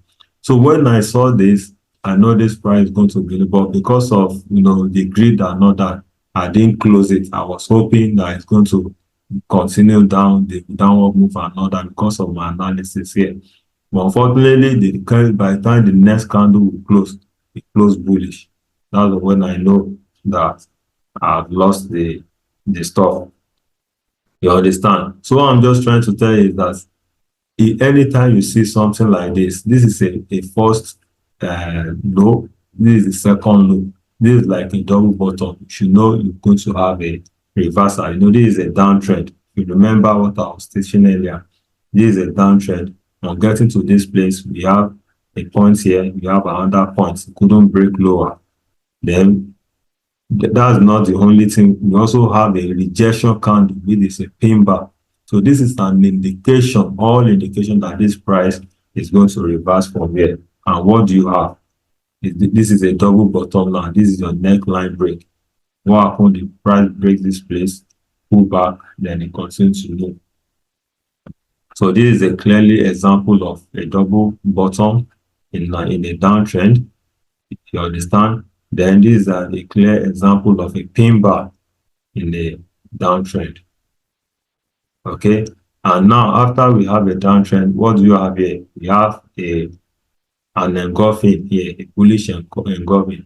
Is an indication that the price will continue to move higher. So when you see all this together, then it gives you an information that you can enter the market, that the price is going in your direction. So this at the downtrend, I saw double bottom. Here I have a change of trend or a change of character, but the price breaks this previous structure, retest. Then from here now, even if we didn't enter here, this is the first entry. With this pin bar is the first entry to this place. Then this is the second entry here. After the neckline is broken, this is your second entry, upward. So when you see this in the downtrend, then you should know it's an indication for you to, this is a double bottom for you to buy. Then when you also see a pin bar, it's an indication for you to do the same thing. You understand? Then let's go and look out for more.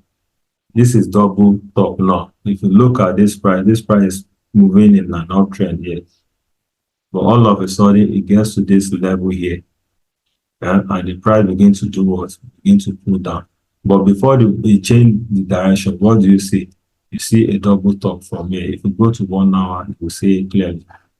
So when you see this double top here, it's an indication that the price wants to change direction.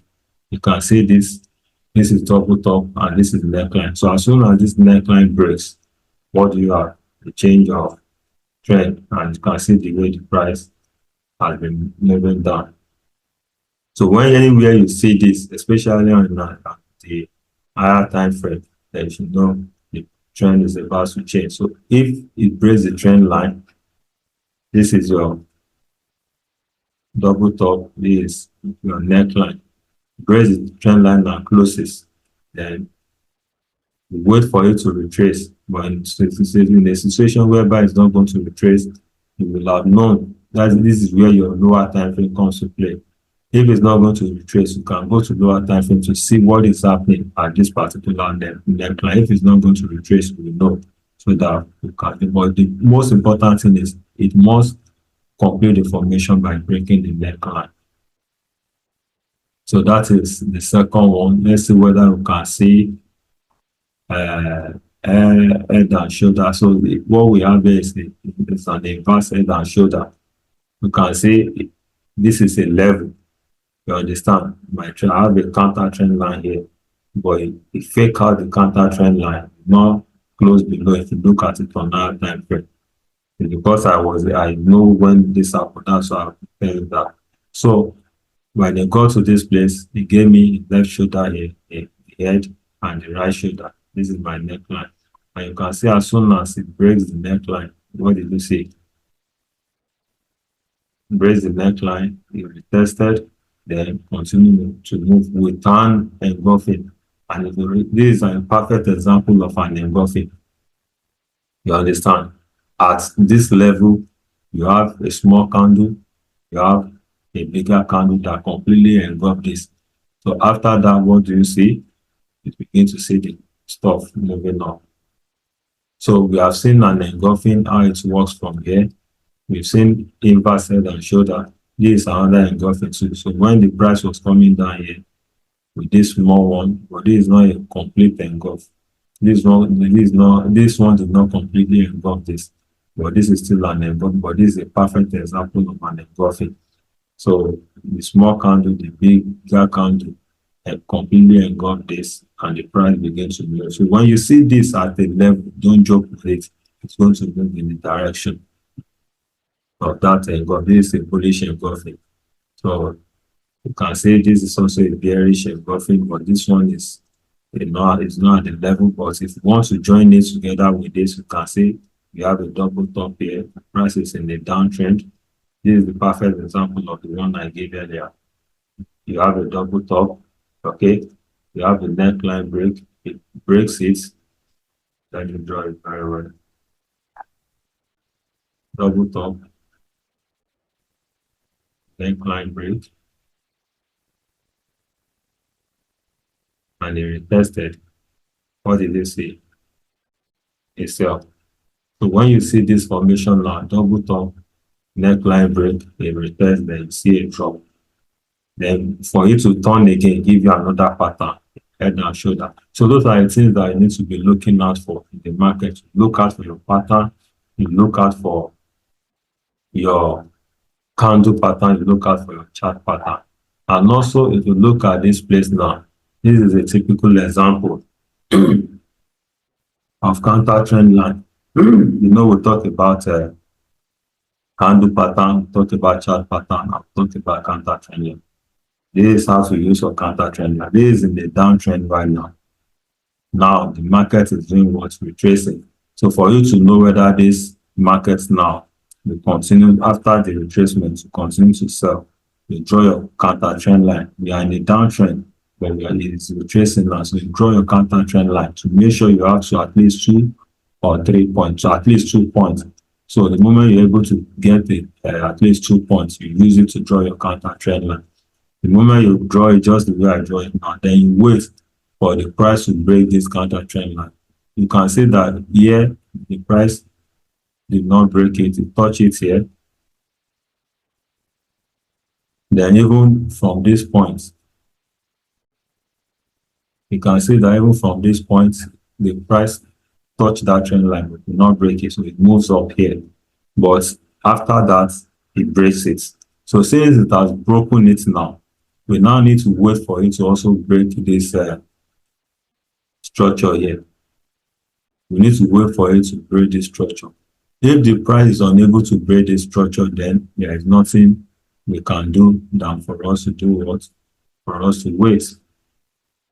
You understand? So since it did not break this kind of trend, this structure, yes, it break the counter. It has broken the counter trend line, but it did not break the structure. Remember, I told you the structure must be broken. Then after that, you wait for a retracement. But now, the structure was not broken, but the counter trend line was broken. So to me, that is not a good confirmation. There is no confirmation for sell yet. Because now at this point now, this has formed a double bottom in an uptrend. Remember, go and look at, you can rewind this video and look at, check my explanation. This is an uptrend now, but now it has formed a double bottom here now. It broke the counter trend line, fine, but it did not break this. But with this, it has formed another double bottom, which means this is not selling yet. Assuming this structure was broken to the lower side now, so okay, this is going to sell. but this cannot sell. Now, this is a live chart that we are looking at. Now, this is AUD USD live chart. So at this day now, this particular pair is not going to sell. It's still going to continue the buy. Not only that, it couldn't break this structure. At the close of this 4-hour candle, you can see what it gave us. It gave us a pin bar. This pin bar is an indication, is a candle, pattern that has informed us that this price will continue to buy, it's not going to sell. It couldn't break this structure, and it closed with a pin bar. It's an indication that this is not going to sell, that this is going to buy. This has given us a double bottom. Not only that, it gave us a double bottom, it gave us another candle confirmation of pin bar. So this is an indication that this is going to do what? That this is going to buy and not sell. So that is how you use your entry. Then you use your entry strategy to get a good entry, not just to click a buy or sell button. So I believe I've been able to give you a good explanation concerning all these entry strategies. Talk about, and also been talking about so far the candle strategy, the chart pattern strategy, the counter trend line strategy. So if you still have any question, please don't hesitate to let me know. In this training session, we'll be learning how to analyze the markets, and the approach we'll be using is called top-down analysis. In top-down analysis, you analyze the markets from the higher time frame while you come and pick your trade on the lower time frame. And the reason why that is happening is, if you want to pick your trade on the higher time frame, the risk that you're going to be getting yourself into will be so much than when you pick your trade on the lower time frame. Lower time frame give you lesser risk, while the higher time frame will give you bigger risk. Okay, but it is good for you to, but whatever that happens on the higher time frame, it is what will win. So whatever that is going on the higher time frame is what you need to focus on and align yourself with it when you get to the lower time frame. So if the higher time frame is telling you to buy, then you go and look for that buy on the lower time frame. You don't just buy on the higher time frame, but come to the lower time frame now, look for the buy opportunity on the lower time frame. If the higher time frame is telling you to sell, then you come to the lower time frame to look for sell opportunity and sell. Okay, so that is why you need to analyze from the higher time frame to the lower time frame. You make sure why you are buying on the lower time frame is in alignment with what you saw on the higher time frame. Then how do you do that? Like I said, for us to analyze, there are certain things that we need to follow. So the first thing that you need to do in analyzing the market is for you to ascertain the direction of the market. Where is this market going? Is the market going up or is coming down? Those are the things that you need to do before you're able to make your decision. If the market is going up, that is trending up, you buy. If it is trending down, you sell. So you need to ascertain, is this market going up or going down, for me to know whether I should buy or sell. Now, that is the first thing that you need to do. And that will help you, your market structure knowledge will help you in achieving that. So this is monthly time frame right now. We want to ascertain the trend direction for us to know whether we are buying or selling. If you look at this particular market now, right now, this charts, where is the direction of the market? With your market structure knowledge, you know this direction is down.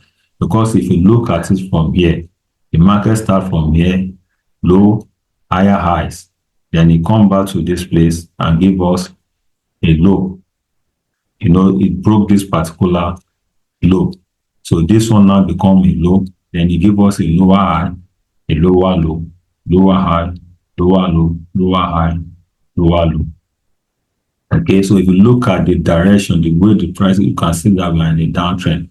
And with the knowledge you have in how to draw a trend line, if you draw a trend line, you can see that the trend line is tipping lower. So that means you are in a downtrend, but the trend line will properly give you that visual that you need to know that, okay, this market is in a downward movement. Okay, these are the knowledge you have acquired in your course. Okay, how to draw trend line, how to market structures and all that. So now we know we are in a downtrend, but currently the market is retracing. This retracement means this market will get to a certain place and it will begin to come down again. Except if it gets to this highs here and break it, that is when we say, okay, the direction has changed again. This is your market structure knowledge now. So now we are trying to look out for the trend direction. So the direction we are seeing here now is on the bigger picture is downtrend. But if you look at this place, we are in a retracement. So a retracement on a higher time frame, you trade in the direction of the trend.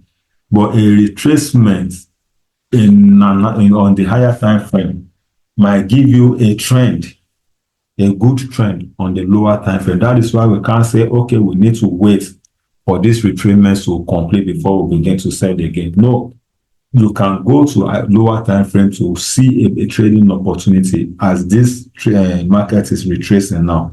Because this retracement now on the higher time frame will form a series of trend, ups and down trends in lower time frame. So now let's now go and look at what is happening on the lower time frame. But on the bigger picture that we are seeing now, we see that the market is in a downtrend overall, but it's currently retracing, and that retracing could give us an uptrend. If you see the trend line here, you can see that we have an uptrend here.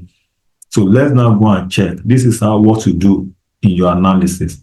You start from the higher to the lower. Now let's look at what is happening on weekly. Then before I continue, there are time frame, that you need to know in your analysis. Most time, as I do, I use 3 time frames for my analysis. I don't go. Some people use all the time frame. Some people use 2. Some people use 1. But I use 3. The first one is for me to know the overall trend. Then the second one is for me to execute, while the third one is for me to pick my trade, to enter my trade. So if I see if my analysis, is I see my analysis right on monthly now, that means I'll jump weekly to go to daily to execute, while I'll enter on 1 hour. You need to write those down. If I see and do my analysis on weekly, I'll go to 4 hours for execution, while I go to 15 minutes for my entries. If my analysis is on daily, I go to 1 hour for execution, while 15 minutes for entry. 5 minutes for entry. So I don't go below this for my analysis, below daily for my analysis. So now I'm on monthly now. So now let's go to weekly. We are trying to look out for find a trend. Now that is the first thing. My monthly is saying downtrend. Now what is my weekly saying? If you look at the weekly right now, the weekly is saying, let me delete all this so that you'll be able to know how we got there. So if you look at my weekly now, my weekly is saying uptrend. Okay, my weekly is telling me uptrend because now we have series of higher highs here. We have broken the previous highs, lower high, and we have started making higher highs. That means when you are making higher highs, you are in an uptrend. So on weekly now, I'm in an uptrend. Though monthly is telling me downtrend, but here I'm in an uptrend. So I can't say because daily is telling me downtrend now, then I will not buy. If I've seen another trend in a lower time frame, I can make my decision then. Okay, so now weekly is telling me uptrend now because it has broken the previous lower highs and the trend direction has changed. That is why I'm able to draw this trend line now. This trend line, you can see that is going up. Okay, so that means on weekly I'm in an uptrend. That means I can look for buy opportunity if I say. So now what is happening on daily? What is happening on daily? On daily, what do we have? You can see we have series of higher highs on daily as well. We start from here. What do you see? High, low, higher highs, higher low, higher highs, higher low, higher high, higher low, and higher high. Okay, so that means on daily we are also in an uptrend. So that means from weekly to daily, what we need to be looking for is buying opportunity because we are in an uptrend. Okay, what we'll be looking for is buy unless we have change of trend again. That is why we'll now continue the sell. You understand now? Okay, so now if you leave, my weekly is telling me buy, my daily is telling me buy. So that means what we're going to be looking out for in this market is buy, because we are in my daily is telling me the direction is uptrend. So now that I've been able to ascertain from my weekly to daily that we are in an uptrend, then what is the next thing to do? The next thing is now to look at the location where I can position myself to buy. I know in this market I am buying. Now, where can I position myself to buy? That is the next thing that you now need to look out for. You have seen the direction as uptrend. Then which location are you going to position? You can't just jump in because the market says it's an uptrend. Like for example, when market was here now, you jump in here and in reverse, you take out your money, you lose money. So you need to position yourself at a particular location, a safe place, a safe location for you to enter. You don't just jump in because the market is buying, then you just begin to buy. No, you need to position yourself at a safe place for you to join the market, to join the buy. So that is what leads us to levels, or your knowledge of demand and supply, or support and resistance. You remember that in your course. Okay, so now let's not see how we can plot out our levels for us to know where we can join the markets. Okay, so I want to use both demand and supply and support and resistance. So if you look at this trend now, the way it's printing the higher highs, what do you do at demand? You buy. At supply, you sell. Or at support, you buy. At resistance, you sell. So now let's go and look at for our demand and supply, or support and resistance. So if you look at this place now, this is our previous low, high, our previous low. This is higher high, higher low, higher high. Now it has come to higher low now. So on your lows, highs and lows, that is where you plot your support. Here we call this place a resistance. Okay, here we call this place a support, or we call this place a demand, and this place, supply, where this place is demand. The moment you break this one now and pull back, this one will become a demand again, and this one will become supply, or support, resistance. So when this place was broken, this resistance was broken, it has turned to support here. Use it as a support here.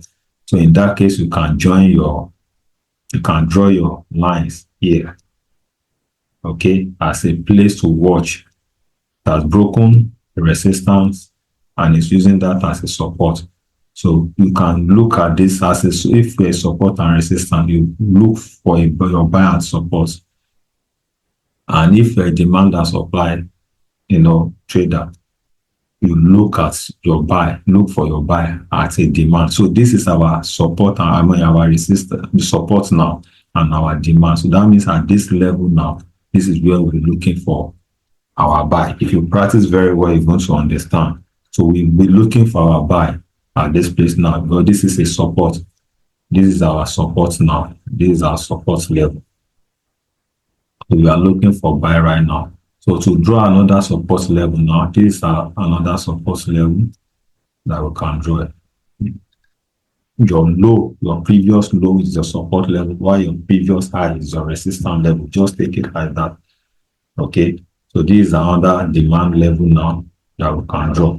If you want to draw another one, this is another one now that you can draw. This is another demand level right now that you can draw. Any low that break previous structure, that is where your demand is. and you can ascertain that that place is strong, that the price will get there and react. You can extend it to the left to see whether it is touching another levels there to make it zone. If it is one, we call it demand or support. But if it touches others, we call it zones. So whether it can, when it becomes a zone, it becomes stronger. But if it is just one, like this one is just one, it's not so good. But this one that has touched another now, in the resistance here is supported, this has become zone. So this place is more stronger than this place. So we let it touch one or more levels to make it stronger. So that is how you draw your level. Like here now, we have a very strong level now because it broke this place, you use it as support and it's testing it again. So we have resistance here, we have support here, make it a strong level to watch. So now, after you have been able to draw your level, okay, what the next thing for you to do is now begin to look for the reaction. You don't just jump in immediately because you trade. I told you trade at the level. You enter your position at level, but you don't enter immediately. You now need to look out for the reaction of the market at that level. Okay, what will price do? Because when price was coming down here, it can break it and continue the downward movement. Nobody is sure of what the market will do here. It can break it and continue downward. Then it can be rejected. The price could be rejected from here. So you now need to watch the reaction of price at that level. Will it break it? Will it be rejected? If it break it, that means you join the sell, you continue selling. But if it's rejected or bounce off this support now, then you buy. So at this level right now, what we need to be watching right now is, will this price bounce off this support? If it bounces off, then we'll buy. But if it breaks it, that means we are not buying, we're going to sell. So we need to watch the reaction right now. So that one will not take us to lower time frame for us to see the activities that are going on. And when you are watching, the levels, what are the things that you need to use to do? You will be watching patterns, either chart patterns or candle patterns. In fact, chart patterns, don't let us talk about candle patterns at this level. You'll be watching chart patterns. All those chart patterns, they are the ones that will give you information whether the price will be reversed from that place or to continue. And we have various of them. You can check out your course on chart patterns. So on this level right now be looking out for your chart patterns. There are reversal patterns that we have: double bottom, inverse edge, head and shoulder. Those are the patterns you now be looking for here. So if you see anyone here right now, you will know this price is going to reverse from here. But if you don't see, you don't buy. You have to wait until you see a pattern that will give you information. So what I'm looking now, we are waiting for here right now. This is a live chart on GBP USD. So what we are looking for here now is the pattern that will give us the information on whether we should buy. So that is what you are now, all these things we are doing, we are analyzing the market before we can pull the trigger to buy or sell. These are the things that we need to do. These are the components you have learned in your course. Okay, all these components, they are the ones that you now put together in your analysis. You learn market structure. That is what we use to ascertain the trend. You've learned how to draw trend line. You've learned how to draw the level using demand and supplies and all that. Now you have learned chart pattern. So you are not looking for that chart pattern now. Okay, and if you look at this price right now, you can see that we have something like double bottom here. You can say we have a neckline from here. Okay, and what happens when you have a double bottom on the support? That is a reversal. So the moment you have a double bottom on the support, that is a sign that this price is going to reverse from here. Okay, so what happened to a double bottom? You have a neckline. When the neckline is broken, that means you are having a reversal. When this neckline is broken, that means this pattern has been completed. Okay, and it has confirmed trend reversal, just like you have it here, double bottom, neckline broken, and you can see the drop. The same thing is happening here. double top rather. The same thing is happening here. You look for double top at the resistance, double bottom on the support, at the support line. We've seen double bottom here. The price is about to break the neckline. If this price is successfully broken this neckline, then you have your reversal, then you begin to buy from here. So now what we need to wait for right now is for this thing to break, and your break is not successful until the body of the candle closes above that neckline. So now if this 4-hour candle right now closes about this line that I draw now, which is the neckline for this double bottom, then we'll say we have a reversal. All we need to now do is to now use the knowledge of your entry strategies to enter. Okay, so at this point right now, we are done with our analysis. We know we are buying on this market, and we are now watching the reaction of the market, but also know when, because the timing of pulling the trigger is very, very important. You don't just pull the trigger. That is why forex market is not just something that you jump in anyhow. You know, the timing of pulling the trigger is very important. Your analysis is fine. You've done your analysis, but the timing is also very important. That you pull the trigger is also very important. Analysis is saying we are buying right now. With all that I'm saying, GBP USD is going to buy. If this candle closes above here, it's going to buy. But can I jump in now? Yes, I know it's going to buy, but can I jump in now? The answer is no. I cannot jump in now until I see all my confirmation in place. That is when I can jump in. I don't have all the confirmation in place right now. The market has not given me all the information that I have that I should jump in. And I'm still watching. Okay? So these are the things that you do in your analysis. So I want to buy this market right now, but I'm still watching. So when this thing closes above that place. So after that, then you now do what?